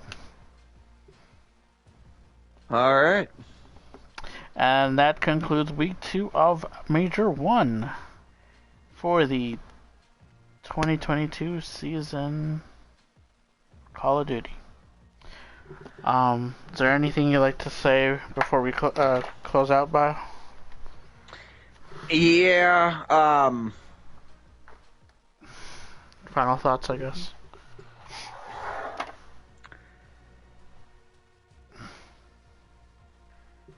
My final thought is, when does Season 2 kick off for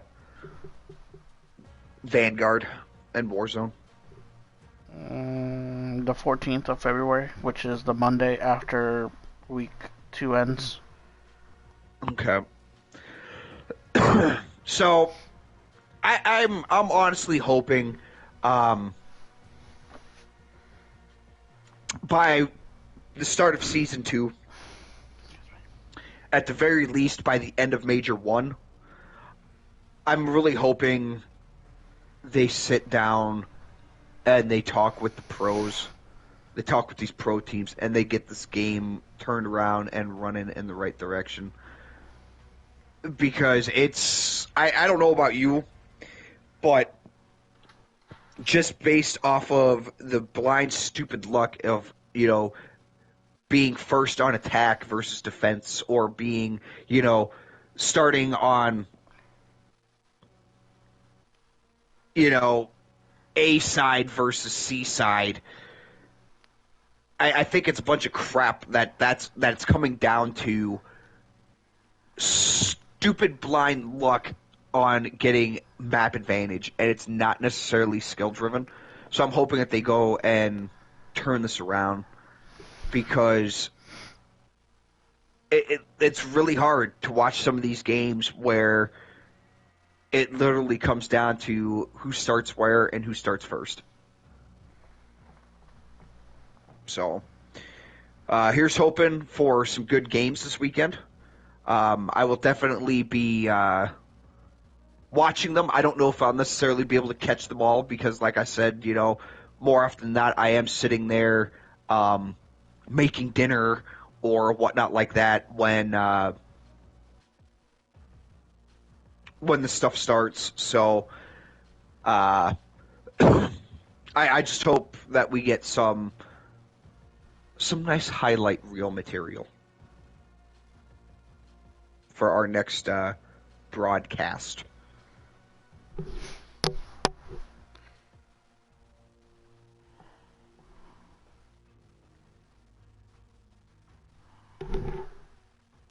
I myself, I'm just hoping for more great Call of Duty. In the state that it's in, anything is... I'm not gonna get into it. It's getting a little bit late. Yeah, we'll be here for another 2 hours if we got into the nitty gritty. So yeah, I just hope we have more great Call of Duty up ahead in this coming week. And yeah, we'll keep you posted. Stay tuned for next week. Remember, we might either post it on Wednesday or Thursday, depending on availability on either of us, and seeing what's going on in our daily lives. So stay tuned to that, and thanks again for joining us on this here quick podcast. Hold on. Quick side note. Side note. We are uploading these to YouTube. Yeah. So feel free to what's your YouTube channel? I linked the video in our in the Twitch chat, so people can click on it and go to that. Feel free to go in there. Leave a... I'm not gonna lie, I am illiterate when it comes to Twitch. I don't know how to navigate that thing to save my life. So, if you have any questions, thoughts, concerns, comments, or ideas, feel free to go ahead and drop those in the comments in the YouTube section, because at least there I know how to get there and look at the shit.